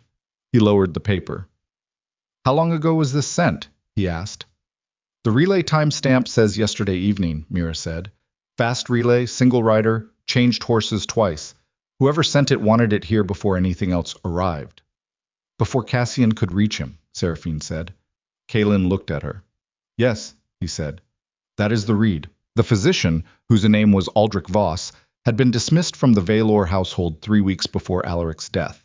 Dismissed, the message said, not by Alaric, who by that point had been largely confined to his rooms and was not making administrative decisions, but through a letter delivered by the estate's house secretary citing a change in care requirements. The replacement physician had been brought in with credentials that were impeccable and verifiable. The transition had been smooth. Nobody had questioned it, because nobody questions a personnel decision made in a house where the principal figure is too ill to be bothered with the details. That was the mechanism. A sick man surrounded by people making decisions on his behalf, and one of those people was the one doing the making sick. Seraphine had known, in the abstract, that this was what the evidence pointed toward. She had read the letter. She had understood the implication. But understanding in the abstract and holding the physician's account in her hands, the clinical specifics, the name of the compound, the pattern of administration that matched a timeline she could cross-reference against Evelyn's presence in the estate, were different things. The abstract did not have weight. This had weight. She was aware that she was very cold in a way that had nothing to do with the stone walls. "We need to move the petition," she said. "The financial fraud and the marriage conspiracy are one case. This is a different one, and if we try to attach it before we have the physician's formal testimony, Cassian will use the attachment to muddy the original grounds." Kaylin looked at her with an expression that contained both agreement and something she recognized as the particular quality of attention you pay to someone when what they are saying surprises you, not by being wrong, but by being more right than you had expected. "2 tracks, he said. 2 tracks. The petition proceeds on the financial record and the marriage fraud. Separately, I need to get to Aldrich Voss and get his formal testimony preserved in a way Cassian cannot reach.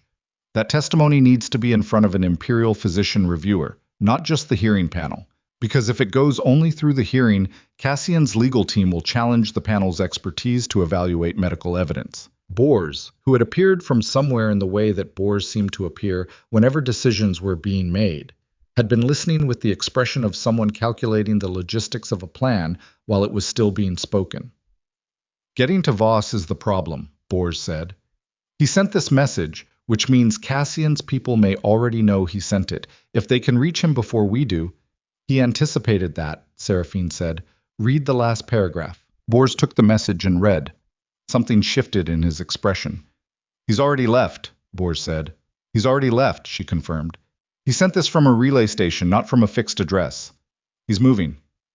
"To where?" "He doesn't say, because he assumed the message might be intercepted." Kalen had been listening with the stillness that was his default register for situations that required thought rather than reaction. He looked at Seraphine now with the directness that she had stopped needing to brace for, because she had begun, sometime in the middle of the night, to expect it as the baseline. "You know where he would go," he said. It was not a question. "I have a guess," she said. "My father had a holding in the eastern border region, separate from the main estate. Small, agricultural, officially just a grain operation. He used it as a place for conversations that needed to stay private. He took me there once when I was 14 and told me that every man who builds things needed a place that was not on any map that mattered." She paused. "Evelyn does not know about it. I am almost certain of this because my father never mentioned it in her presence, and the holding appears in the estate ledgers under a name that would not mean anything to someone who did not know to look for it." "Almost certain," Bors said. "Almost is all I have," she said. "Almost is sufficient to ride toward." The silence that followed was the specific silence of a decision that had already been made but needed the space to become formal. Seraphine understood that she was asking to leave the stronghold, to ride back toward Empire territory, toward the space where Cashin's 6 riders had been, toward a situation with more variables and less controlled ground. She also understood that there was no version of what came next that did not require this. Kalen made the decision the way he made all decisions, without the performance of making it. "Mira goes with you," he said, "and 2 others I will choose. You leave within the hour." "And you?" she asked. "I stay and keep the petition moving," he said. "And I make sure Cassian Draylor is looking at this stronghold and not at an eastern border road." She understood. He would draw the attention here, formal correspondence, official communications, the visible machinery of the Northern Territories engaging with the Empire, while she moved through the quiet. A misdirection that cost him something, because being visibly engaged in a dispute while the person he was ostensibly protecting was not in his walls was a liability he could not fully control. "That's a risk for you," she said. "I know what it is," he said, in the tone that meant the accounting had been done and the conclusion reached and he was not interested in relitigating it. She nodded. She went to get ready. "There is a particular quality to the decisions you make in the hour before dawn when you are running on insufficient sleep and sufficient fury, and that quality is clarity. Not the clarity that comes from rest and deliberation, the other kind. The kind that comes from having had enough stripped away that what remains is only the essential." Seraphine moved through the stronghold's practical preparations. Food, warmer clothing that Mira produced from somewhere without commentary, a horse she did not select herself because Mira selected it with the authority of someone who knew horses in the specific ways that mattered. And she was aware of moving with a quality she had not had before the anteroom, before the road, before the physician's message. She had stopped waiting for the situation to become simpler. The situation was not going to become simpler. The situation was a man who had helped poison her father, a woman who had built an empire of fraud in a dead man's house, and a document trail that could bring both of them down if it reached the right hands before their hands reached it first. Simple was not available. Forward was. She found Kalen in the yard as the horses were being readied, not looking for her, managing the departure's logistics with Bors, who was speaking in rapid undertones about the petition timeline. But he registered her arrival with the same peripheral attention she had noticed before, the quality of awareness that some people have for the presence of specific others, the kind that does not announce itself and does not need to. She stopped beside him. Bors took the cue to move to the far side of the yard. "If something goes wrong with the petition while I'm gone," she said. "It won't," he said, "but if it does." He looked at her. In the gray pre-dawn light, his face was very clear and very direct, and she thought again that this was someone who did not cost you anything in the looking, who did not require you to manage what you showed or to calculate the impression or to maintain the chin angle. This was someone you could look at directly and be looked at directly in return, and the directness was not performance and was not threat. She had not known, before this week, that this was a thing that existed in a person. She had known it existed as an idea. She had not known how it felt to be standing in front of the real version of it. "If the petition is delayed," he said, "I will file the secondary challenge on the registry block and hold Draylor's transfer documents frozen for 30 additional days. That is the ceiling of what can be done procedurally without the primary petition in motion. It buys you time." He paused. "Come back before 30 days. "That's the plan," she said. "I know it's the plan," he said. "I am telling you that if the plan fails, 30 days is what I can give you." She nodded. She turned to go and he said her name, just her name, the way he had once before, with the weight of someone using a word carefully. She turned back. Your father told me once that the measure of a person was not what they did when the path was clear, he said. It was what they did when the path required them to become something they had not been before. She looked at him for 3 full seconds. He told me something similar, she said, in different words. She left. The Eastern Road was different from the Northern Back Road in the ways that mattered, more traveled, better maintained, and therefore more visible. Mira understood this and navigated the tension between speed and visibility with the competence of someone who had done it before. They moved fast on the open stretches and careful through the approaches to settlements, and Seraphine rode at the center of the small group and thought. She thought about her father, not about his death. She had thought about that as much as she could manage for the moment, had run the physician's account through her mind until the shape of it was fixed, and had arrived at the decision that emotion about it was something she was going to carry and not put down, and also not open, not yet. Not until there was time and space for it that was not on a road where it could make her slow. She thought about his mind, his particular precision. The way he had been wrong about Evelyn for years, and then had become right, and had responded to being right by moving pieces on a board, he no longer had the health to play actively, trusting that someone else would finish the game. The thing about Alaric Valor was that he had never been a man who trusted easily. He had respected people. He had used people in the neutral sense that governance requires people to be used. He had kept his counsel. The few individuals he had extended genuine trust to were visible precisely because of their small number. Kaelin Draven had been one of them. His own daughter had been another. He had sent the document north and he had left the letter for her to find, and those 2 actions together were the last thing he had been able to do, and he had done them with the confidence that both parties would eventually find each other. Had perhaps, in the particular quiet of a sick man's room, understood that finding each other was not only inevitable but necessary, that the person most capable of protecting what he had built and the person most capable of creating the political ground for that protection were, between them, the combination that gave his careful final moves any chance of mattering. She wondered if he had known, at the end, what he was setting in motion beyond the legal case. She thought he probably had. He had always been a man who read boards. The Eastern Holding appeared on the second afternoon as a cluster of low buildings in a valley that was designed by nature and human intention alike to be easy to miss. Set below the ridgeline, using the terrain's existing features to avoid being visible from any of the roads that would carry the kind of traffic that looked at things carefully. The agricultural cover was genuine. There were fields, workers, the particular organized disorder of a working farm. Nothing that announced itself as a location of importance. She had been here once, at 14. With her father, and she had been 14 and had not understood why they were there. She understood now. She understood, in fact, that her father had brought her here specifically so that she would know where it was, that the visit had been preparation rather than outing. He had been planning for this possibility since she was 14 years old. She felt this understanding move through her and did not try to stop it or manage it. She let it be what it was, which was grief and love and fury in a single sensation that had no clean name. Aldrich Voss was there. Voss was a man in his late 50s with the compact build of someone who had spent his life being physically unimpressive on purpose, because impressive things attract notice and notice was not useful in his profession.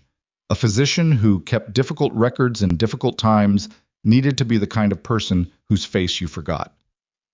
He was sitting at the table in the Holdings' main room when Mira brought Seraphine in, and he looked at her with the expression of someone who has been waiting for a specific person and is relieved to find the correct one has arrived. You are Alaric's daughter, he said. Yes, she said. You look like him, he said. Around the eyes, the stillness. She sat down across from him. Mira remained at the door. The 2 other riders were outside. Tell me everything, she said. From the beginning, every clinical detail in order. He told her. It took 2 hours.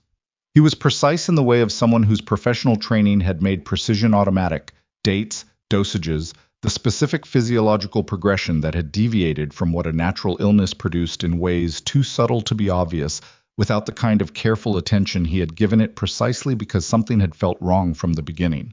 He had been dismissed before he could pursue it, which was itself a piece of the pattern. His replacement had not been a fraud. The credentials were genuine. But the replacement had not known Alaric's baseline, had not been watching for what Voss had been watching for, and had managed the final weeks of a dying man's care without ever understanding that the dying was not arriving on its own. Seraphine listened without interruption. She asked 3 questions, all clarifying, none of which altered the fundamental account. She asked for the records, which he produced from a sealed case he had been carrying with him since he left. The original notes, not copies, with dates and his signature on each page. She looked at them for a long moment. "Will you testify?" she asked. "Yes," he said. "That is why I am here. You understand what it costs you to testify against a case that has Cassian Draylor's resources behind it." "I know what I saw," he said, "and I know what I did not say when I should have said it, because I was not certain and I was afraid. I am not interested in carrying that any further." There was something in how he said it that reminded her, in a small and precise way, of how her father had spoken when he had arrived at a decision he was not going to revisit. A certain quality of closed door, not aggressive, just final. "All right," she said. "You travel with us to the Northern Territories. You will be under Kaelin Draven's protection while your testimony is prepared for the Imperial Physician Review. You do not contact anyone in the Empire before that testimony is formally submitted." "Understood," he said. It was at this point that everything that had been proceeding with the clarity of a well-constructed plan ran directly into what plans always eventually run into, the thing that was not accounted for. The writer came in through the door with the expression of someone delivering news they had run with, and the first word out of his mouth was Mira's name, which told Seraphine before anything else was said that whatever he was reporting was bad enough to break protocol. "3 riders on the southern approach," he said. "Draylor colors. They stopped at the holding's outer perimeter. They haven't advanced, but they're not moving on." Seraphine went still. 3 riders, not 6, not a search party. 3 riders who had stopped and were watching. "They're not here to take anyone," Mira said, with the assessment of someone who understood tactical deployment. 3 is too small for that. They're here to confirm location. "And then report it," Seraphine said. "And then report it," Mira agreed. They had been followed. Not from the stronghold. Kaelin's departure misdirection had likely held against anything originating from there. From here. Someone had known about the Eastern holding. She ran through it while the room held its breath. The holding was not in any document Evelyn would have access to. It was in the estate ledgers under a different name. But ledgers, she had spent the past 2 years learning, were not the only way information moved through a household. Information moved through people. Through the house secretary who had delivered the dismissal letter to Voss. Through a minister who had perhaps noted a line item. Through any of 100 small administrative gestures that accumulated into knowledge, without anyone deliberately assembling it, or through someone closer. "Orion," she said. Mira looked at her. "My father had a second secretary," Seraphine said. "Not the house secretary. A personal one. A man named Orion Fell, who managed correspondence that my father considered private. He knew about this holding. He has worked for the estate for 9 years." She stopped. "He has been working for the estate under Evelyn's administrative authority for the past 7 months." The silence had a different quality now. The quality of a room understanding something it had not understood before. Orion. Who had been the one, she now realized, to mention the possibility of Kaelin Draven in the first place, who had come to her 6 weeks before the wedding with what he described as information her father had wanted her to have, which included the reference to the Northern King's debt. She had taken it as her father's design. She had assumed the passage of information was deliberate. What if the passage of information had been deliberate, but the purpose behind it had not been her father's? What if she had been pointed toward Kaelin Draven not by her father's final careful planning, but by someone who needed her to go north? To be visibly in the Northern Territories, to be visibly in conflict with the Empire's marriage registry, so that the legal narrative around her departure could be shaped into something that served Cassian and Evelyn rather than her? She ran the alternate version through her mind with the systematic cold of someone doing damage assessment. If she was meant to go north, her departure could be characterized not as flight from a murder conspiracy, but as politically motivated abandonment of a legal marriage obligation. Her presence in Kaelin's stronghold could be characterized as evidence of a prior arrangement with a foreign king, territorial conspiracy, rather than an heiress seeking justice. The document her father had sent north had been in Kaelin's cabinet for 8 months. If it was known that it was there, the revelation of it could be characterized as a planted fabrication rather than a genuine estate record. Orion had known where the document was sent. Orion had told her to go north. Orion had known about this holding. The trap was not the marriage. The trap was everything after. She became aware that she was standing very still in a way that had moved from control into the space on the other side of control. The stillness of a person whose foundation has just revealed a second layer of wrong beneath the first, and who is in the process of deciding whether to collapse or stand. She stood. This was not a choice she deliberated on. It was simply what happened, because the alternative was not available to her. Collapsing was what they were waiting for, what the whole extended architecture of this had been designed to produce. A woman with no ground beneath her who had burned her only safe position and was now standing in a holding in Empire territory with 3 hostile riders watching the perimeter, and a testimony that, if the narrative was controlled correctly, could be made to look like fabricated evidence in a foreign king conspiracy against imperial sovereignty. "Talk to me," Mira said. She was watching Seraphine with the flat precision of someone who had identified that something significant was happening internally and needed to know whether it was going to affect operational capacity. "I need 30 seconds, Seraphine said. "You have them." She used them. The thing about being positioned in a trap is that the trap's designer assumes you will behave according to the emotional logic of your situation, that betrayal will produce panic, that revelation of the trap's depth will produce paralysis, that the person caught will exhaust themselves trying to identify the full extent of what has been done to them rather than asking the more useful question. The useful question was not, how did this happen? The useful question was, what is true? What was true? The physician's testimony was real. She had looked at the original records with her own eyes and recognized the hand and the clinical specificity of a man who had kept notes because he was afraid and careful, not because he had been instructed to. The document her father had sent north was real. The handwriting, the seal, the content. She had read enough of her father's writing to know it.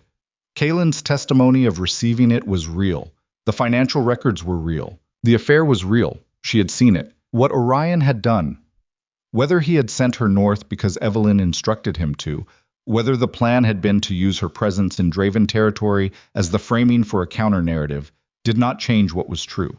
It added a layer of complexity to how the truth was going to be received, but it did not alter the truth itself. This was the thing the trap had not accounted for. You could control where someone went. You could not control what they found when they got there. "All right," she said. She looked at Mira. "We cannot go back the way we came," she said. "Those 3 riders are positioned to track us if we move toward the northern roads. And even if we lose them physically, they've already confirmed the location and will have sent word. Cassian knows we were here. He knows Vost is with us. The 2-track approach is now compromised.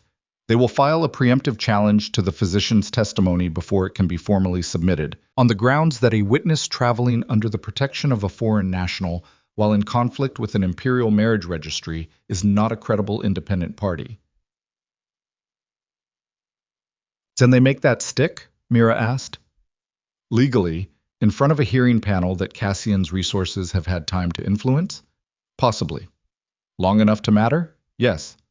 She looked at Voss, who had been listening with the composed expression of someone who had already accepted worse news than this and had decided to stay anyway. "We need to change the sequence.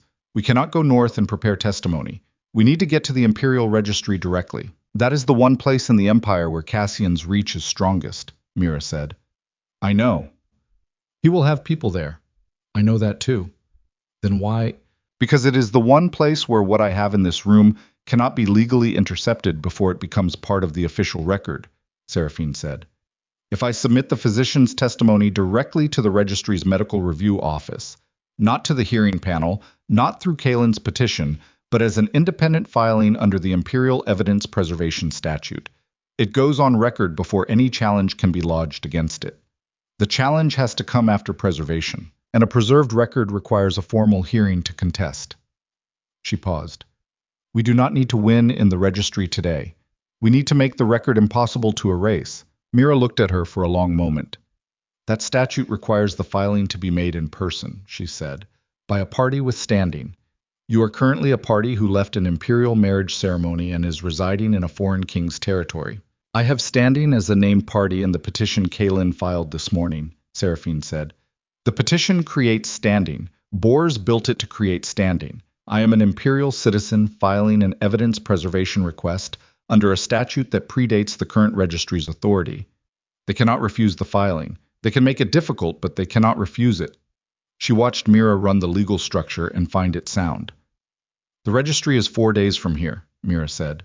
3 if we don't sleep much. And the 3 riders outside.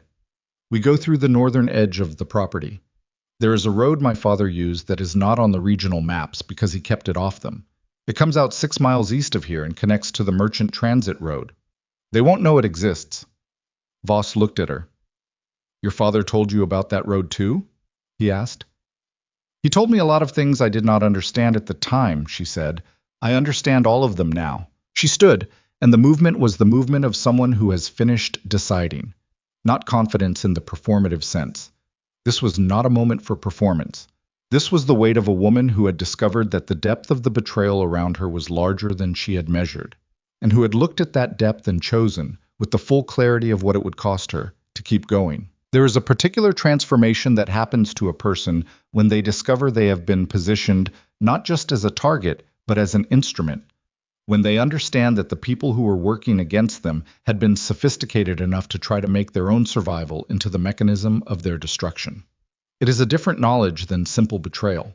Simple betrayal is survivable with anger. This kind requires something more than anger. It requires the capacity to look at the full architecture of what has been constructed against you, and then begin, with cold and deliberate intention, to dismantle it piece by piece. Seraphine had spent her life being shaped into something someone else needed her to be. The chin angle, the careful dresses, the positioned silence, the heiress who would sign documents without fully reading them, who would accept a marriage arrangement without questioning its foundations, who would be handed information by a trusted secretary and follow it without verifying its source. She had been most of those things for most of her life. She was done.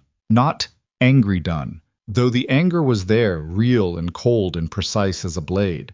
She was done in the way you become done when you understand that the version of yourself that was navigable by other people's hands was the version they needed, and that the only way to defeat what had been built against you was to stop being that version entirely. Whatever she walked into the Imperial Registry as, it was not going to be what Evelyn had spent 8 years building. It was going to be what her father had spent 8 years preparing. We leave in 10 minutes, she said. Voss, bring only what you can carry. Mira, tell the other 2 to take the front approach. Make the 3 riders think we're preparing to receive them. We go out the northern edge while they're watching the front. Mira moved without commentary. Voss began assembling his case with the economy of motion of someone who had known he would need to move quickly and had been ready. Seraphine went to the window and looked at the valley. The 3 riders were visible at the perimeter, still and watching. 3 people who had been sent to confirm a location and report it, who were doing exactly that, who believed that what they were watching was someone realizing they were caught. She hoped they reported that accurately. She hoped Cassian received the report and felt the particular satisfaction of a man who believes his opponent has run out of moves. She was 3 days from the Imperial Registry. She had a physician's testimony and original clinical records, and a financial document that bore her father's handwriting and a petition already filed that gave her legal standing.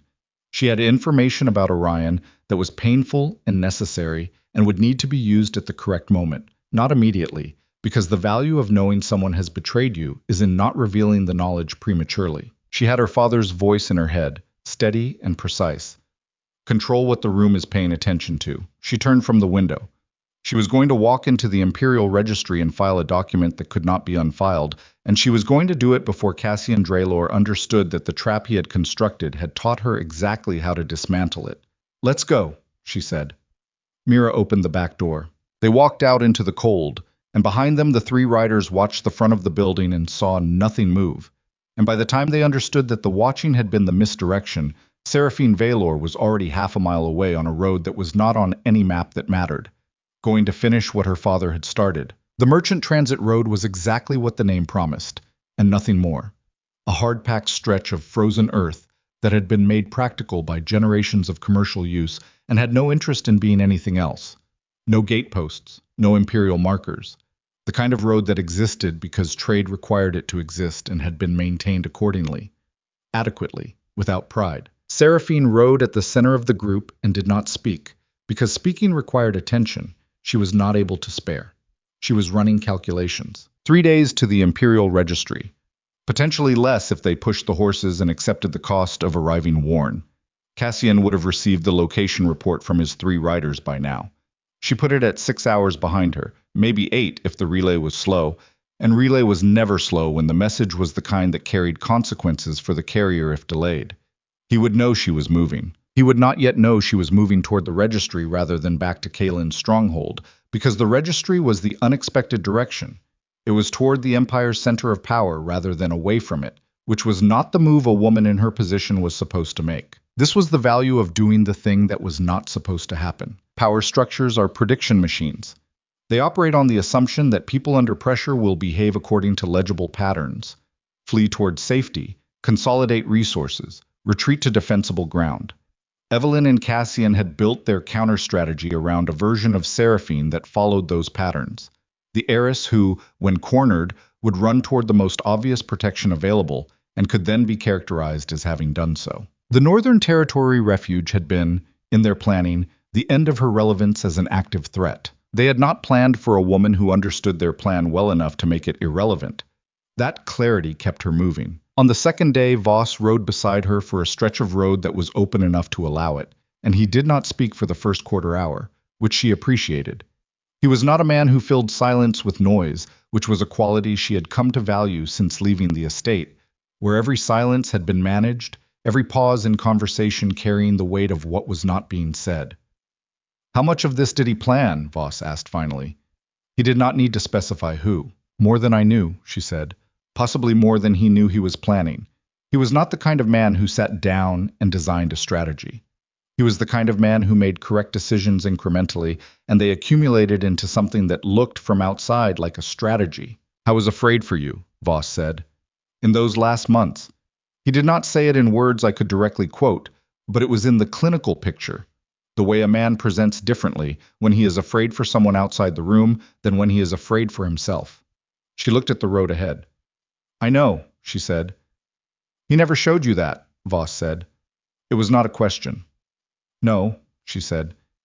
He showed me other things. She thought about the chin angle, and for the first time since the anteroom she felt something that was not fury and not grief, but a third thing that contained both. A kind of painful precision, the understanding of a man who loved his daughter in the only language he knew, which was preparation, and who had spent her entire life teaching her to survive what he could see coming and could not stop. She carried it and kept riding. The registry city appeared on the afternoon of the third day. Not beautiful, practical, in the way that centers of administrative power tend toward practicality. The beauty having been subordinated to function so completely that function had become its own aesthetic. The Imperial Registry building sat at the city's geographic center, which was a statement about what the Empire considered central to itself. Not the courthouse, not the treasury, not the military administration. The place where things were made officially real. Mira rode beside her as they entered the city's outer streets and said, without preamble, "We have company." Seraphine did not look.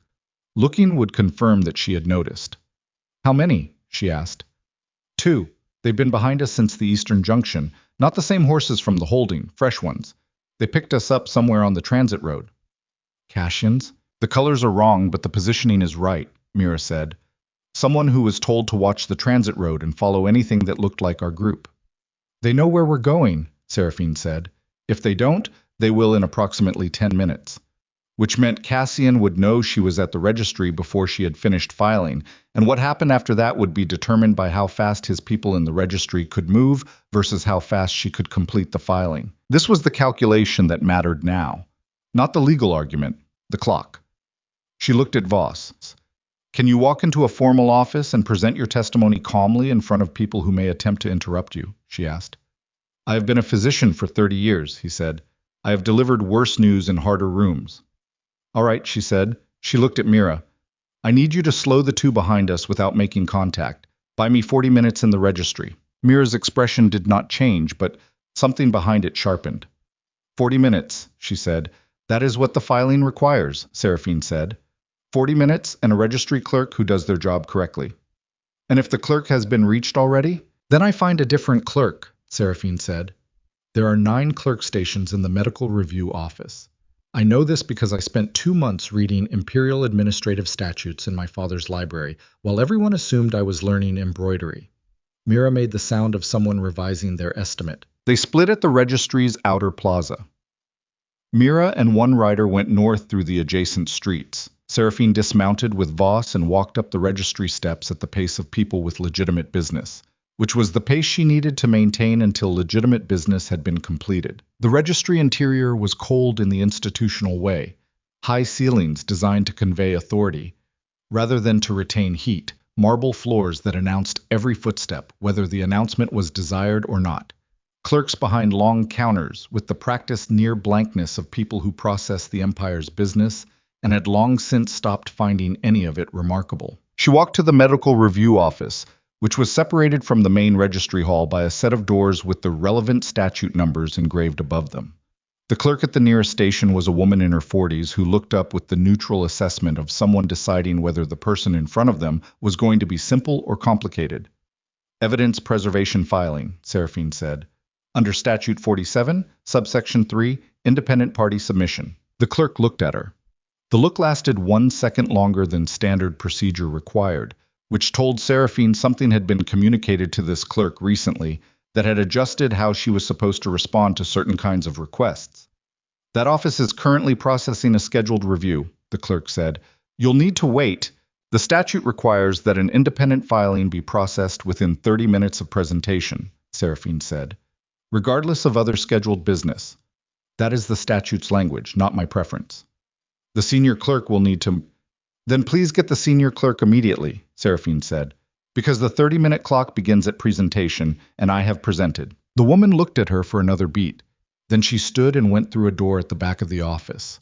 Seraphine looked at Voss, who was holding his case with both hands, and looking at the ceiling with the expression of someone who has found waiting ceilings to be useful objects of focus. Whatever happens in the next few minutes, she said quietly, do not let go of that case. Wasn't planning to, he said. The senior clerk was a man who had the look of someone who had been given an instruction he was uncertain how to carry out. He came through the door with the studied composure of a man managing a conflict between what he had been told and what the statute required him to do, and those two things were not the same thing, and he knew it, and the knowledge was visible in the way he was holding his shoulders. He looked at Seraphine. She looked back at him with the chin angle and the stillness her father had taught her, and the cold certainty of someone who had ridden 3 days on insufficient sleep toward this specific moment, and was not going to allow a clerk's shoulder tension to determine its outcome. Statute 47, she said. Subsection 3. I am a named party in a currently filed petition before the Imperial Registry which establishes standing. I am presenting medical testimony and original clinical records for preservation under the independent party provision. The physician is present in person. The records are original documentation. She paused. Would you like to review the standing documentation first, or the medical records? The senior clerk looked at her. At Voss. Back at her. There is a specific moment in a confrontation between institutional procedure and institutional obstruction where one of them has to yield, and the yield is determined entirely by which party is more certain about which direction the statute actually points. Seraphine had read Statute 47 4 times in the 2 months before the wedding, while everyone thought she was doing something else. She knew exactly which direction it pointed. The senior clerk also knew. And knowing that she knew made the obstruction untenable in a way that more aggressive opposition might not have been. Standing documentation first, he said. She produced it. The next 28 minutes were the most precise 28 minutes she had ever spent in a room. Every document presented in correct order. Every question from the senior clerk answered with the relevant statutory reference. Voss presented his testimony with the clinical precision of a man who had rehearsed it in the way of someone who understood that precision was the only armor available to a witness. The records were examined, dated, catalogued, and entered into the preservation system with the formality that the statute required. She was aware at the 17-minute mark that there were voices in the outer hall, not the ordinary volume of registry business, the specific volume of a situation developing. She did not look toward the doors. The senior clerk heard it too. His shoulders tightened by a fraction, and his eyes moved briefly toward the door and then back to the documents in front of him, and she understood that whatever was in the outer hall had been expected, and that he had been hoping to have reached a different point in the filing process before it arrived. "Continue," she said. He continued because the document was in front of him, and the statute was clear, and whatever was on the other side of that door had not yet entered the room. And until it did, his professional obligation was to the process in front of him. At 23 minutes, the doors opened. The man who entered was not Cashin. Cashin was 4 days right away and had not known until perhaps this morning where she was going. The man who entered was someone she did not recognize immediately, but recognized in type. The legal representative of a party with resources, the kind of man who wore his authority in the quality of his coat and the specific way he walked into rooms as though the rooms were expecting him. Behind him were two others, not legal, the build and positioning of men who were there to make a situation complicated if it needed to become complicated. "This proceeding is suspended," the legal representative said. He was addressing the senior clerk, not Seraphine, which was a deliberate choice. Addressing the clerk removed her from the transactional center of what was happening, made her a bystander rather than a party. She stepped forward. "This proceeding is not suspended," she said. "It is in progress under Statute 47 and cannot be suspended by any party who is not the filing individual or a senior registry officer of the third rank or above." She looked at the man directly. "What is your rank?" He looked at her. Something shifted in his assessment of the room. "I am acting on behalf of Lord Cassian Draylor in his capacity as—" "Lord Draylor is not a registry officer," she said. "His representation does not carry statutory authority to suspend an independent filing. If Lord Draylor wishes to challenge the contents of this filing after it is completed, he may file a formal challenge through the appropriate petition process, where it will be reviewed on its merits." She held his gaze. "You know this. You are hoping I don't." The room was very quiet. The senior clerk was looking at his documents. He was a man in an impossible position, pressured from one direction by resources he could not entirely ignore, and from the other by a statutory framework that was, in this specific instance, unambiguous. He was going to do his job, or he was going to violate it, and there was no version of the next 4 minutes that did not require him to choose. Seraphine looked at him. 5 minutes, she said. "That is all that remains of the process. Complete it." He looked at the document. He looked at the two men at the back of the room. He looked at the legal representative. Then he picked up his pen. This is the thing that institutional power rarely accounts for, the individual inside it, the person who has spent 20 years processing documents in a cold-ceilinged room and who, when the moment comes that requires them to choose between the job and the corruption of the job, chooses the job. Not from heroism, but from the simpler and more durable reason that the job is what they actually are, and surrendering it to pressure would be surrendering the only thing they had built that was entirely their own. The legal representative took one step forward. The two men at the back shifted. Mira came through the door. She came through it with the specific quality of entry that people have when they have been outside doing something that needed to be done and have now returned to be where the thing that mattered was happening. The two men at the back read her the way people read someone who is positioned correctly and does not require a weapon to communicate that being in her way would be expensive. Nobody moved. The senior clerk signed the preservation record at the 27-minute mark. He stamped it. He applied the registry seal. He separated the copies and placed one in the official record case and handed one to Seraphine, and his hands were completely steady, which was something she would remember. "Filing complete," he said. "Preservation status is active. Any challenge must be submitted through petition process 7 within—" "I know the timeline," the legal representative said through his teeth. "Then we're finished here," Seraphine said. She took the preserved copy. She turned and looked at the legal representative with the full weight of someone who had done the thing they came to do. There is a cost to being the person others underestimate. It is paid across years of managed silence and deliberate smallness, of being the chin angle and the careful dress and the quiet presence at tables where decisions were made about you in your presence as though you were furniture. The cost is real. It accumulates. But it comes with something that is not given to people who have always been taken seriously. The advantage of the first move, which belongs entirely to the person no one has been watching carefully. "Tell Lord Draylor," she said, "that the filing is preserved. Tell him the physician's testimony is on record. Tell him that whatever he files in response will be evaluated against evidence that is now part of the Imperial Registry and cannot be altered or removed by any means available to him." She paused. "Tell him Seraphine Valor sends her regards."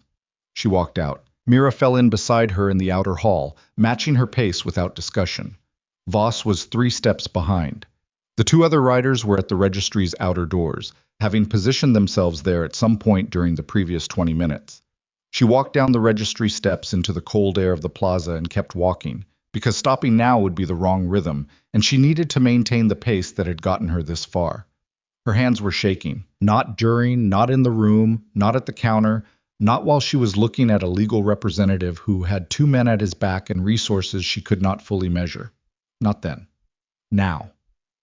On the steps, in the air, with the preserved document in her coat, and the filing complete and the thing done that could not be undone. She pressed her hands flat against her coat for 3 steps, and breathed and felt her heart running at a rate that was considerably beyond what the physical activity of the morning warranted. This was the body's delayed accounting, the biological cost of sustained extreme focus, arriving now that there was enough space for it to arrive. She let it run. She did not try to suppress it, because suppressing it was not available, and attempting suppression while walking was the kind of thing that produced visible instability, and she was not going to be visibly unstable on the steps of the Imperial Registry. "It's done," Mira said beside her. Not a question. "It's done," Seraphine said. "And now? Now we need to get out of this city before Cashin's representative files an emergency procedural challenge and convinces a sympathetic city magistrate that I should be detained as a party in an active imperial dispute. How long do we have?" "An hour," she said. "Maybe less. Emergency procedural challenges move fast when there's money behind them." "Back to the Northern Road?" "Back to Kalen," she said. The sound of his name in her own voice did something she did not examine, because there was not space for examination yet. She filed it in the place where things that needed later attention were stored and kept moving. They were in the outer streets, past the plaza, moving toward the city's commercial district where the roads opened and the options multiplied when the riders appeared. Not 2, not 3, 7. Cashin's colors, unmistakable. They came from the eastern street, and they were not moving with the caution of people who were watching. They were moving with the deliberate speed of people who had been given a specific instruction and were carrying it out. Someone had relayed fast. Someone had been positioned ahead of the city and had been ready for the filing's completion. Orion, she thought. Orion had known the statute. Orion had known the timeline. Orion had positioned these riders before she arrived. This was the dimension of betrayal that was most expensive. Not the initial act, but the full weight of the preparation behind it. The calculation that had begun before she knew she was being calculated against. A man who had sat across from her in her father's study and handed her a piece of information and watched her receive it and had reported the receiving to someone who needed to know which way she would run. The riders were closing the gap. Mira made a sound that was not words but was a complete tactical communication, and the group responded to it without requiring translation. They split, the 2 other riders going right, toward a side street that was narrow and would slow pursuit. Mira going left, creating a line of choice that 7 riders could not cover simultaneously without dividing their own force. And Seraphine going straight, because straight was where the Merchant Road opened, and the Merchant Road was the fastest route to the outer city, and the outer city was where the controlled ground ended. Her horse was not the fastest thing on the street. The riders behind her were on animals that had been chosen for exactly this purpose. She could hear them. The sound of that much horsepower concentrated behind you is its own communication, immediate and physical, something you feel before you calculate it. She did not look back. Looking back was for people who were uncertain what was behind them. She knew exactly what was behind her. The Merchant Road widened ahead. 300 yards. 200. She could see the point where the city's managed streets gave way to open transit road. An open transit road gave her options that city streets did not. 100 yards. The sound behind her was closer. She felt the change in the air that happened when large, fast things were catching up. The way the atmosphere shifted ahead of pressure. A physical fact that her body registered before her mind assembled the language for it. 50 yards. She heard Mira's voice from her left, sharp and specific. A single word that was a direction. She took it without deliberating, cut left across the road, toward a transit lane she had not identified but that Mira had, and found herself suddenly in the draft of a large goods wagon that was moving in the direction she needed, and that created, briefly and imperfectly, a break in the line of sight between her and the riders behind. It was not safety. It was 8 seconds. She used all 8 of them. The outer city's first junction was ahead. Left went north. North was the road back to Draven territory. North was where the Northern King had filed a petition and was keeping the political pressure on Cassian Draylor while she had been doing this, and north was where she needed to be. She hit the junction and went left. Behind her, the sound changed, not closer, not the same distance. She risked the look she had not permitted herself and saw the 7 riders at the junction, 2 of them having overshot it, 2 more slowing to correct. Mira somewhere in that chaos having done something that cost the pursuit 3 seconds of organized response. 3 seconds on a horse at speed was 50 yards. 50 yards was not safe. It was enough. She rode north with her heart in her throat, and the preserved document against her chest, and the cold air filling her lungs, and the specific quality of focus that belongs to people who have nothing left to do except continue in the direction they have chosen, and not stop until they reach the ground where they have decided to make their stand. She was 6 miles out of the city, on the road she knew, when Mira came up alongside her. There was blood on Mira's sleeve, not much, but fresh, from something that had happened in the junction chaos that had not been nothing. "Are you—" Seraphine started. "It's nothing," Mira said, the tone of someone who has an accurate definition of nothing. "The others?" "Coming. They'll find the road." They rode without speaking for a mile. The pursuit sounds were not audible behind them, which meant either they had broken the chase, or the chase was regrouping for something more organized and less audible. And Seraphine was experienced enough now, in the past week's brutal education, to understand that the second option was more likely. She was thinking about Orion. She was thinking about the moment she would have to sit across from Kalen and tell him that the information she had used to go north, the information that had sent her to his stronghold and begun this entire sequence, had possibly been placed there by someone who intended her to go north for reasons that served Cassian. That the debt her father had mentioned, the thing that had seemed like her father's voice reaching her from the other side of his death, may have been used as a mechanism. And then she was thinking about the document, the preserved filing, the physician's testimony on record in the Imperial Registry, stamped, sealed, preserved under a statute that Cassian's legal representative could challenge but could not erase. Her father's handwriting in the estate records. The financial trail. The affair she had witnessed with her own eyes. And the filing that was now untouchable. Whether Orion had pointed her north for Evelyn's purposes or her father's, she had arrived at Kalen. Whether the trap had been designed to neutralize her, or whether her father had designed the same path for different reasons, she had collected the document, found the physician, filed the preservation. The trap had taught her the truth, and she had made the truth into the weapon. The road ahead was open, 4 days north. Kalen was waiting with the petition in motion and the political machinery of the Northern Territories creating noise that was keeping Cassian looking the wrong direction. Behind her, somewhere in the city she had just left, the Imperial Registry held a document that could not be unmade. She was not safe. She was not finished. She had 2 people who wanted her dead, and a man who had been trusted and had chosen not to be, and a case that was strong but had not yet been heard, and a hearing that would require her to stand in front of the Empire's apparatus and be everything the past week had required her to become. But she had the document, and she had the road. And 4 days north, there was a man who read contracts himself and received corrections without defense, and had looked up at a window in the gray pre-dawn because he was looking for her specifically, and she was going to reach him, and they were going to finish what had been started, and nobody who had underestimated her was going to recognize what they had built until it was standing in front of them at full height. She had 1 mile of empty road ahead of her and the sound of pursuit somewhere behind when she heard it. Not from behind, but from the trees to the east of the road. The sound of horses, multiple, moving with the organized pace of people who had been positioned and were now converging. Not Cassian's riders catching up, different. She pulled her horse to a stop. From the tree line, 3 riders emerged, northern colors. And at their center, on a horse that was built for distance rather than ceremony, a face she recognized with the specific recognition that bypasses categorization and arrives as simple fact. Kalen Draven had come south. He should not have been here.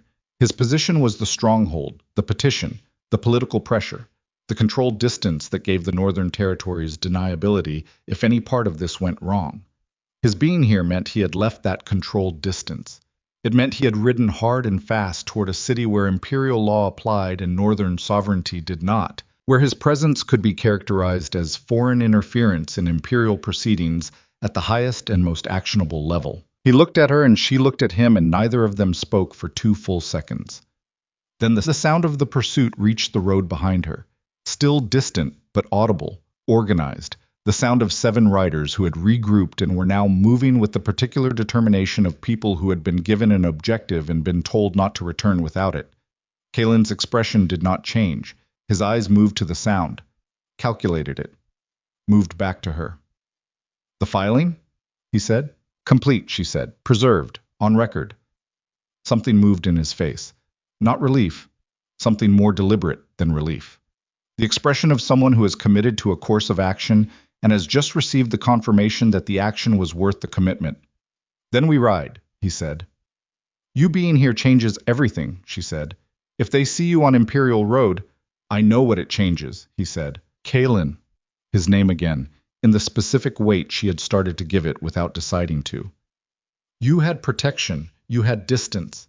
You are standing in Empire territory, and if those riders see you—" "Seraphine," he said her name the same way, with the weight that had no calculation in it, only the fact of it. "I know what I am doing." She looked at him in the cold road light with the sound of pursuit getting closer, and the preserved document against her chest, and the full architecture of the past week sitting in her bones like iron, and she understood something that she had been not quite looking at since the window in the stronghold. He had not come south because of the debt. He had not come south because of the petition. He had come south because she had been in a city 4 days' ride away, and something had told him she might need 7 miles of road coverage, and he had calculated the cost of coming and the cost of not coming, and had arrived at the result that brought him here. This was not political. This had not been political for a while. The riders were a half-mile behind her, maybe less.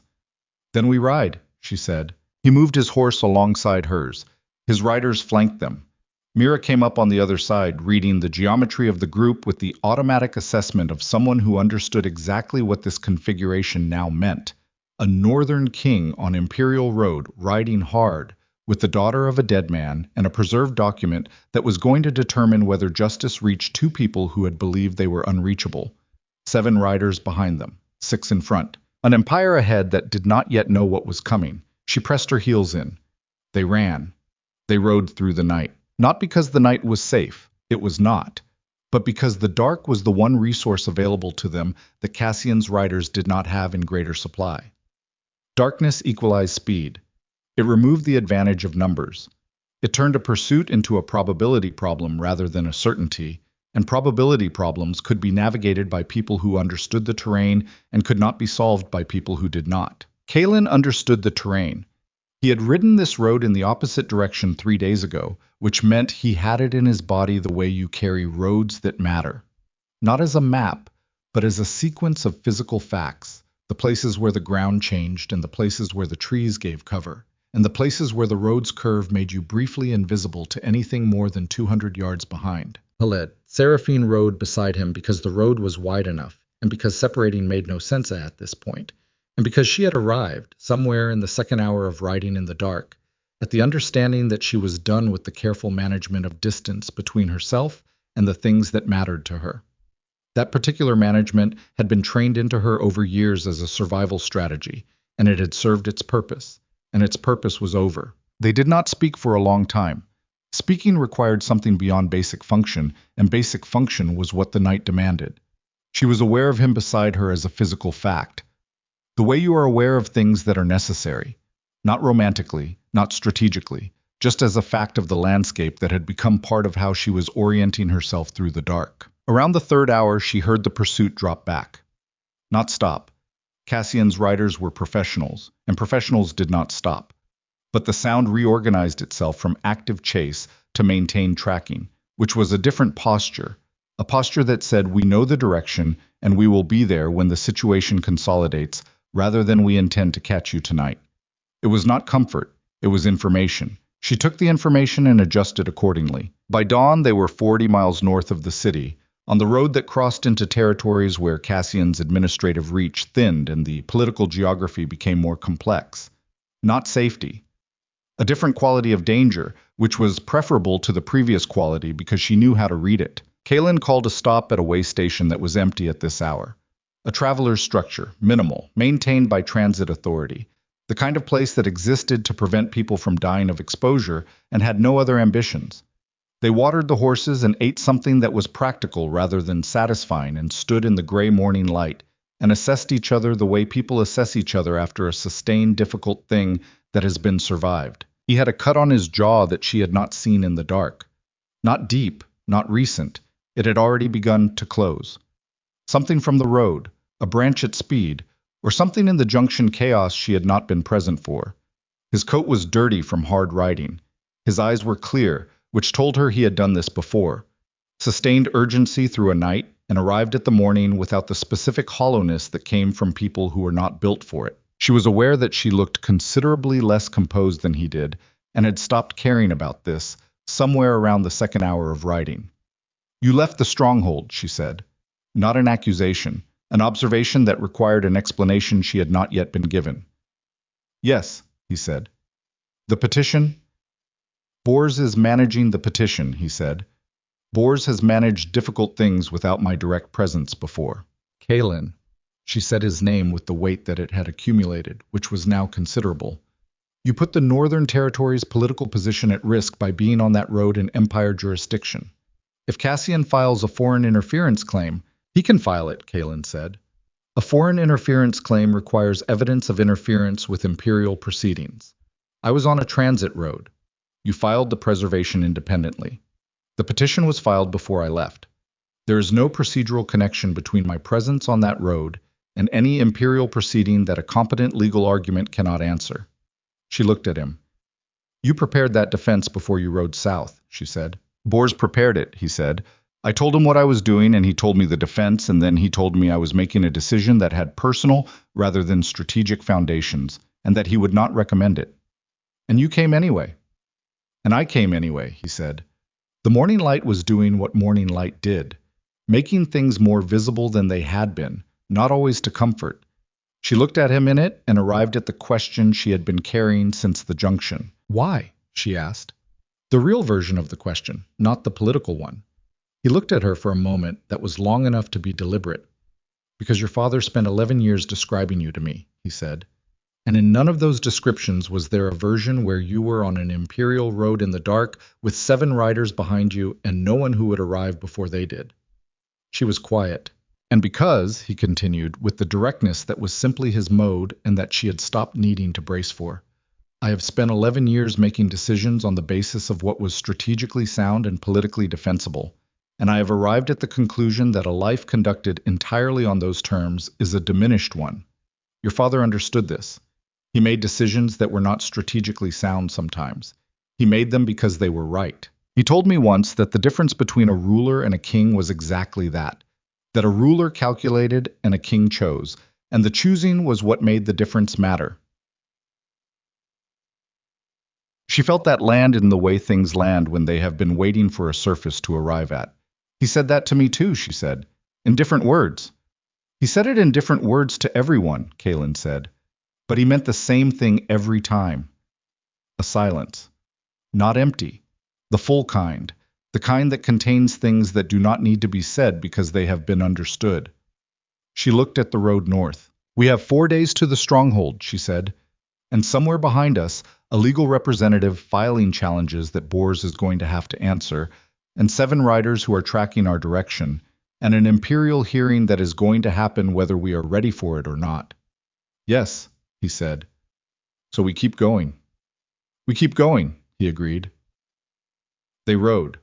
The hearing was convened 16 days later, not in the Northern Territories, not in any location that either party could claim as home ground.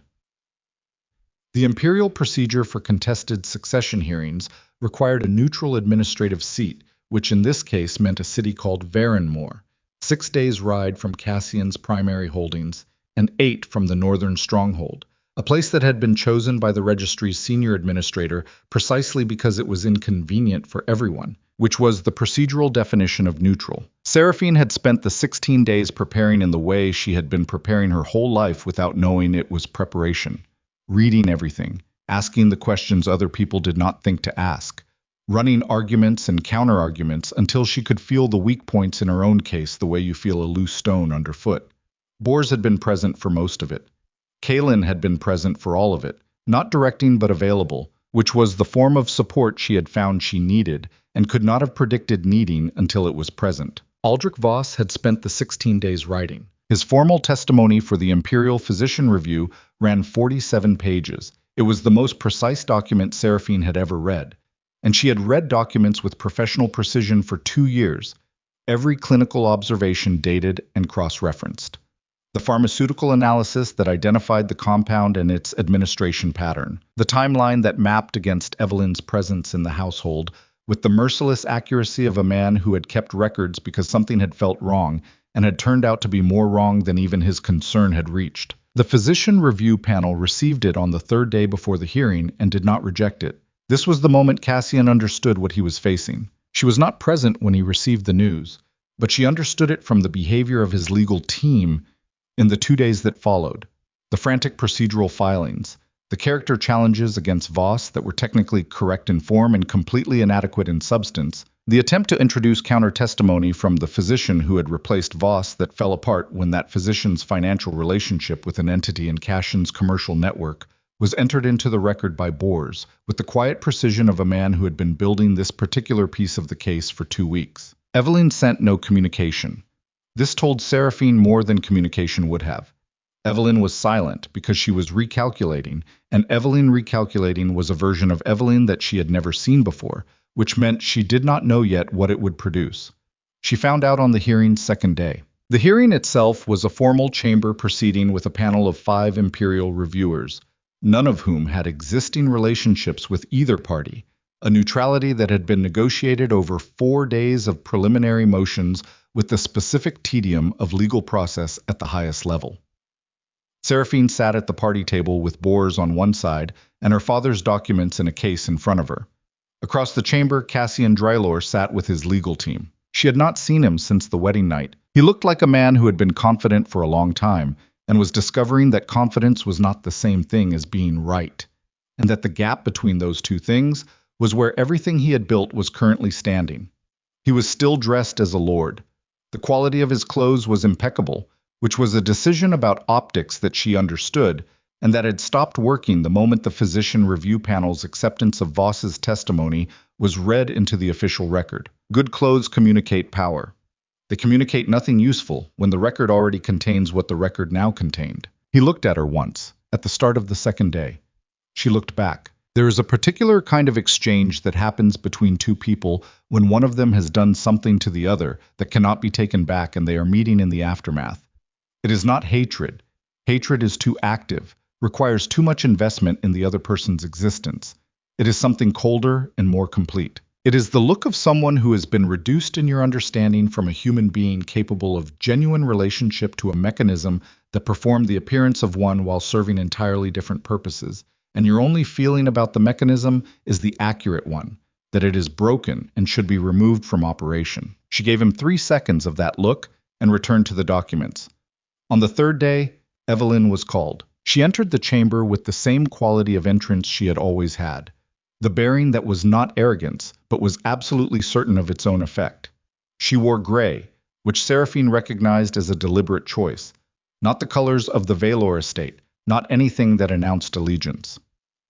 Gray was the color of someone who was presenting themselves as separate from the conflict, and it was a sophisticated choice, and it was approximately 2 weeks too late to matter. She sat in the testimony position.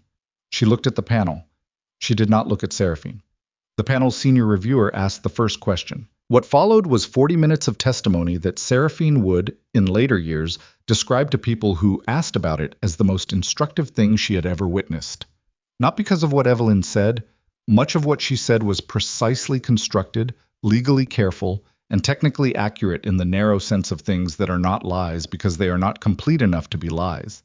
But because of what happened to Evelyn in the course of saying it, the mask held for 20 minutes. It held because Evelyn had been wearing it for so long that wearing it was automatic, and 20 minutes of formal questioning was well within her range.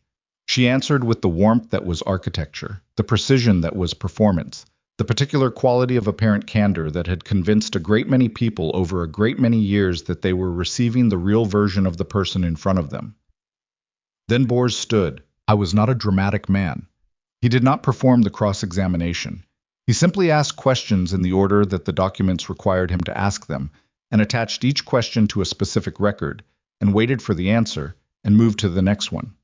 There was no crescendo in his approach. There was only accumulation, the slow, relentless accumulation of specific facts that had specific dates and specific corresponding documents, and that together formed a picture that was not possible to look at from inside Evelyn's version of events. At the 30-minute mark, the mask developed its first visible fracture. It was small. Most people in the room missed it. A pause that lasted 2 seconds longer than Evelyn's pauses usually lasted, following a question about a specific financial transfer on a specific date that corresponded to a meeting Bors had documented through 3 independent sources. The pause of someone who has hit the boundary of what can be explained within the version they have been maintaining and who is deciding in real time which direction to go next. Seraphine saw it. She had been taught to see it by the woman producing it. The mask came down for the last time at the 38th minute, not in a dramatic way. In the way things that have been held for too long finally give, not with a crack, but with a kind of exhaustion, a settling. Evelyn looked at the document Bors had placed in front of her own handwriting on a transfer authorization, dated 4 months after Alaric's decline had begun, moving funds through a channel that had no legitimate administrative purpose, and something in her face stopped working. The panel's senior reviewer asked her to respond to the document. She was quiet for 7 seconds. Then she said, "I built what I could with what I had." It was not a defense. It was not an explanation. It was the first true thing she had said in the chamber, and its truth was the truest and most devastating kind. The truth of someone who has been caught not in a lie, but in the full honest account of what they were willing to do and why, stripped of every layer of construction. The chamber was very still. Seraphine looked at her stepmother in the silence after that sentence, and felt something she had not expected to feel. Not satisfaction, not triumph, not the completion of a long campaign of fury. She felt the particular and complicated grief of someone looking at a person who had been capable of more than they chose and had chosen anyway, who had taken the genuine thing she was given and used it as a tool for something small and predatory, and had ended up here, in a gray dress, with 7 words that were the truest thing she had managed in 8 years. Evelyn had been brilliant, genuinely brilliant, in the ways that women of her generation and position were rarely permitted to be brilliant openly. She had been strategic and perceptive, and she had understood power at a level that most men around her had not. And she had taken all of that and aimed it entirely at acquisition, at making herself untouchable through the one mechanism available to her, which was the control of the people who held the things she wanted. It was not a small tragedy. It was a large one, of the kind that leaves a mark on everyone who witnesses it, not because it ends badly for the person who made the choice, but because it reveals how much was possible and how completely it was wasted. Seraphine looked at her stepmother and, without moving, let the grief be what it was. Not forgiveness. Forgiveness was a different and longer work, and she was not going to pretend it was available yet. But acknowledgement. The acknowledgement of a woman who understood that what she was looking at had once been capable of something genuine and had been corroded by the particular acid of ungiven power seeking any outlet it could find. She would carry this. It would not soften what had been done, but she was not going to carry it as something simpler than it was. Cassian's case collapsed on the 4th day. Not in a single moment. Collapses rarely happen that way, despite what people expect. It happened in the accumulation of record against record, testimony against testimony. The financial pattern made undeniable by Bors's systematic presentation and the physician's testimony that gave the financial pattern its full human weight. It happened when Cassian's own legal team requested a recess that the panel denied, and the denial was its own communication about how the panel was reading the proceeding. It happened when the counter-testimony about Voss's credentials was entered, and then immediately undermined by the documentation of the counter-physician's financial connection, and the panel's second reviewer made a note in his record that was visible from Seraphine's table and that she did not need to read to understand. At the end of the 4th day, the panel withdrew. They returned the following morning. The panel's ruling was read by the senior reviewer in the flat, precise language of formal imperial judgment, which stripped the emotional content from what it was describing and presented it as administrative fact. The marriage transfer documents were invalidated on grounds of fraudulent inducement. The Frostmarch estate was confirmed in Seraphine Vailor's inheritance, effective immediately. Cassian Draylor's administrative claims were dismissed. The financial records were referred to the Imperial Treasury for full assessment and recovery proceedings. The physician's testimony was formally accepted and referred to the Imperial Justice Office for criminal investigation of Alaric Valor's death. There was no theater in the reading, no moment of dramatic wait, only the formal voice of institutional process arriving, after everything, at the correct destination. Seraphine sat at the party table and listened to the ruling and felt the shape of what it meant. Move through her in the way that large things move through you when they arrive. Not all at once, because the mind cannot hold all of it simultaneously, but in sequence, each piece arriving after the one before it. Frostmarch was hers. Her father's death would be investigated. The people who had taken both would face what they had done in the only form that had the authority to name it. She was aware, at the edge of her vision, of Kalen. He was not at the party table. He had no formal standing in the hearing itself, which was an imperial proceeding, and had sat in the observer section throughout with the stillness that was his natural register. She was aware of him there the way you are aware, through all 4 days of sustained focus on the work in front of you, of something that is not the work, but is present in the field of the work. Like a point of orientation you return to without thinking about the returning. When the ruling was complete and the panel withdrew, and the chamber began its release of held tension, she turned and found him already looking at her. Not with the expression of triumph. She had understood by now that triumph was not a mode he possessed, because triumph required the prior performance of uncertainty, and he tended not to perform things. He was looking at her with the expression she had first seen in the corridor of his stronghold, at a table with documents and firelight, which was the expression of someone who was interested in a person in the specific and serious way that meant it was not about anything other than the person. She held the look. In it she understood several things simultaneously, the way you understand things that have been accumulating for long enough that they arrive complete rather than in pieces.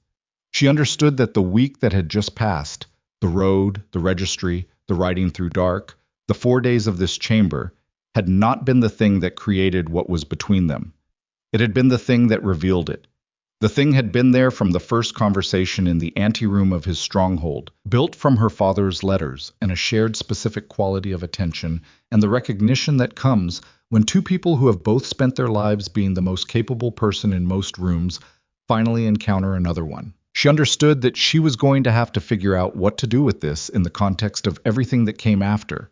The reconstruction of Frostmarch's administration, the legal proceedings that would follow Cassian and Evelyn through the imperial justice process, the work of rebuilding an estate that had been quietly dismantled for 2 years and would need to be rebuilt with the same systematic care her father had built it with originally. She understood that none of that work was going to be done in the way it needed to be done if she was working around the thing she felt rather than with it.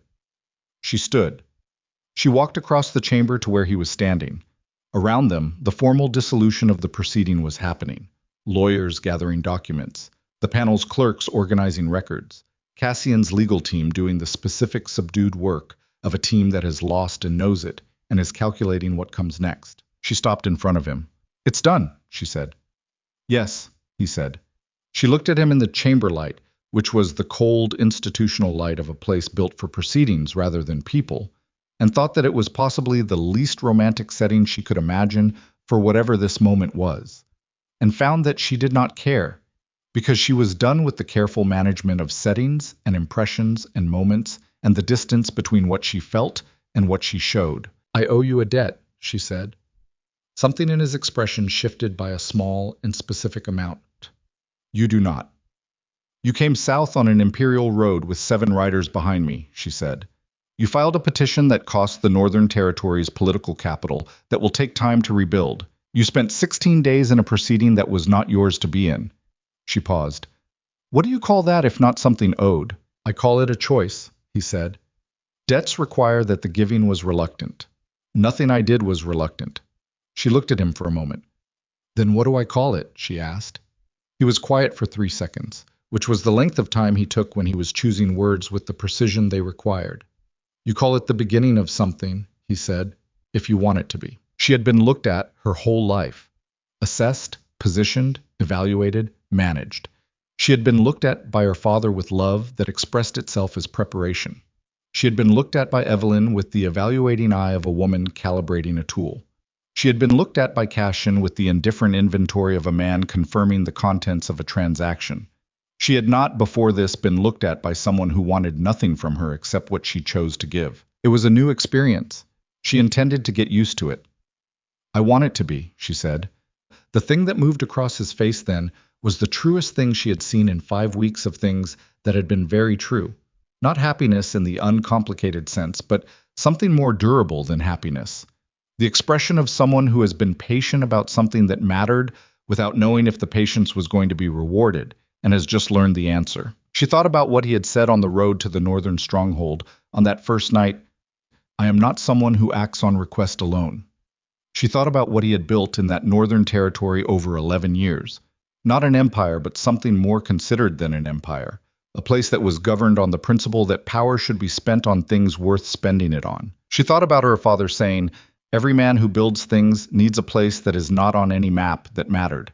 She thought that she was standing in a bad-lit imperial chamber in the middle of the worst month of her life, and looking at a man who had come south when he did not have to, and that this was, without question, the most purely real thing that had happened to her in a long time. She stepped forward and closed the distance between them by half, because half was what she had, and it was sufficient. I'm going to need to go home, she said, to Frostmarch. I need to see what they've done to it, and I need to start the work of undoing it. I know, he said. That's months of work, she said. It's not simple, and it's not going to be. Nothing you've done in the past month has been simple, he said. You seem to manage. There was something in how he said it, dry and precise, the faintest of his almost amusements, that produced in her the specific warmth of someone who has found the person they can be fully themselves with and is recognizing it in real time. Will you come to Frostmarch? She asked. He looked at her. When Bors tells me the political fallout from the petition and the Imperial Road is sufficiently managed. And when is that? 3 weeks, he said. Maybe 4. Then I will see you in 3 weeks, she said. Maybe 4. She held his gaze for one more moment, then she turned to the work. Orion Fell was arrested 6 days after the ruling, on the testimony of a registry clerk who had been present when he relayed Seraphine's location to Cashin's legal team. He did not resist. She was told this and was not surprised. Orion was a man who had made calculations, and had bet on the wrong side and would spend the rest of his reckoning understanding what that cost. She did not attend his processing. She had enough to carry without adding that particular weight before she had to. The Frostmarch holding received her in the way estates receive the people who have come to reclaim them, with the complicated silence of a place that has been managed by different hands and knows it. Every administrator and servant reading the arrival with the particular alertness of people who have been operating under a shifted authority and are now recalibrating. She walked through the main house on the first day and looked at what had been changed and what had been left. And the inventory was a grief and also a map, and she used it as a map. There was a great deal of work. This was not a problem. Work was what she had. Work was what the estate needed. Work was the form that love took when love was directed at something built by people who came before you and left to you the obligation of continuing it. She thought about her father every day, not always with pain, sometimes with something that was closer to company, the sense of a presence that had shaped her so thoroughly that it remained with her in the form of her own capacities. He had taught her the chin angle and the contract reading and the board reading and the road that was not on any map that mattered. And he had sent a document north to a man he trusted and had waited, from wherever the dead wait, for the pieces to find each other. She chose to believe he had known they would. The imperial justice process moved at the speed that processes moved, which was slower than Fury demanded but faster than she had feared. Cashin Draylor's financial holdings were frozen pending Treasury assessment 6 weeks after the ruling. The criminal investigation into Alaric Valor's death was formally opened 3 weeks after that. Evelyn Valor, she still carried the name, which was one of the many final indignities of the situation, was placed under administrative restriction pending the investigation's findings. She did not seek out Evelyn. She did not need to. What had needed to be said between them had been said in the chamber, in 7 words that had been more honest than 8 years of managed warmth, and there was nothing beyond that Seraphine needed from her. She did, on a cold morning in the 5th week of her return, go to the Eastern Gallery. She stood in the place where she had stood on the night of the wedding that had not happened, outside the half-open door, in the corridor where she had discovered the truth that had unraveled everything and allowed everything to be rebuilt. She stood there for a few minutes and looked at the closed door, which was just a door now, and felt what she felt about it, which was not simple and was not small and was not, she had decided, something she needed to resolve into a single emotion to be done with. She was 23 years old. She had been nearly murdered, had ridden across a frozen empire, had filed a document under a statute she had read, while everyone thought she was learning something else, had stood in a hearing chamber and made the case for her own inheritance and her father's justice, and had won it. She had found, in the middle of all of it, a person who looked for her specifically in the gray pre-dawn, and who had come south when he did not have to, and who said things in the direct and careful way of someone for whom truth was not a performance but a practice. She had changed, not in the surface way that people describe when they mean they have been through something difficult and emerged with a different attitude. In the structural way. In the way of someone who has discovered what they are made of through the process of being required to use all of it, and who now knows the shape of themselves from the inside. Not the shape that others constructed for them, not the chin angle and the careful dress and the managed silence, but the actual shape, the one that had been present under all the performance and had been waiting for the performance to become unnecessary. She was done being shaped by what others needed her to be. She was, for the first time and entirely, herself. The full version. Her father's daughter and her own person, and a woman who had decided that the life she was going to live was not one that could be handed to her or arranged for her or plotted around her. It was one she was going to choose. Kalen arrived on the 24th day. He came without ceremony, without a formal announcement or a diplomatic arrangement. He arrived at the Frostmarch gate in the early morning with 3 riders and the same directness of presence that was simply how he existed in a space, and the gate guard sent up word with the expression of someone who understood they were looking at a northern king and were not entirely sure of the protocol. She met him in the yard. He looked at Frost, marched the way a person looks at a place they have heard described many times and are now seeing for the first time, with the specific interest of someone matching a reality against a held picture. Then he looked at her. She was wearing working clothes. Her hands were dirty from the morning's administrative work in the estate's land records. Her hair was not arranged with any particular care. She had stopped thinking about how she presented herself some weeks ago and had found the stopping to be the most restful thing she had done since she could remember. He looked at her in the working clothes and the dirty hands and the unmanaged hair, and his expression was the same as it had been in the hearing chamber, which was the same as it had been in the corridor of his stronghold, which was the same as it had been in every room they had been in together. And she understood that this was simply what it was, that he had no different version for different contexts, no face he wore to match the occasion, just the one. She had stopped having a different face for different occasions somewhere around the second day of riding through the dark. "You said 3 weeks," she said. "It has been 24 days, he said. That is close to 3 weeks. "It is close to 4, she said. "I was optimistic," he said. She looked at him with everything that had accumulated in the 24 days since the chamber, the work and the grief and the rebuilding, and the morning she had thought about him without deciding to, and did not manage any of it. "Come inside," she said. "I'll show you what we're working with." He dismounted. He fell in beside her as they walked toward the house, and it was the same as the corridor, the same as the road, the same as the table with the documents. The ease of 2 people who have survived something real together and arrived at the other side of it, knowing exactly who they were walking beside. She showed him the land records and the administrative damage and the reconstruction work she had mapped.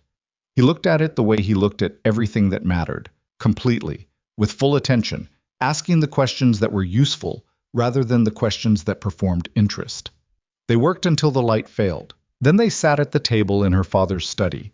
Her study now, she had begun thinking of it as hers, which was one of the small and significant reclamations of the past weeks, and ate something that was practical rather than ceremonial, and drank something warm and did not fill the silence with anything it did not need. She thought about the girl who had stood in the Eastern Gallery in a ceremony dress with her chin at the angle that read as dignity rather than arrogance or weakness, trying to survive a night that was supposed to be a beginning and turned out to be something else entirely. She thought about what that girl had not known, that the night was a beginning, just not the one it was supposed to be, that the walk through the dark was not an ending, but an opening, that the cold road and the back routes and the registry and the chamber were all, in the backward view, the path to this room, this study, this table, this person across from her who was everything she had thought did not exist, and had found by writing toward the only thing she could trust, which was her father's judgment and her own. She thought about what her father had taught her across 23 years of instruction that was also love,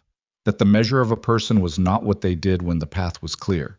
She had learned, in the worst month of her life, what she was measured by. She had not been broken. She had not been stopped. She had been wrong about some things and right about the things that mattered, and she had kept moving in the direction of what was true. Even when moving was expensive, even when the ground kept shifting, even when the people she trusted turned out to be different from what she had trusted them to be. She had remained, through all of it, herself. The full version. The one that had been there all along. Kaylin looked at her across the table with the look that needed no management. Your father would have found this satisfying, he said. Not sentimentally, in the direct way. He would have found it overdue, she said. A silence.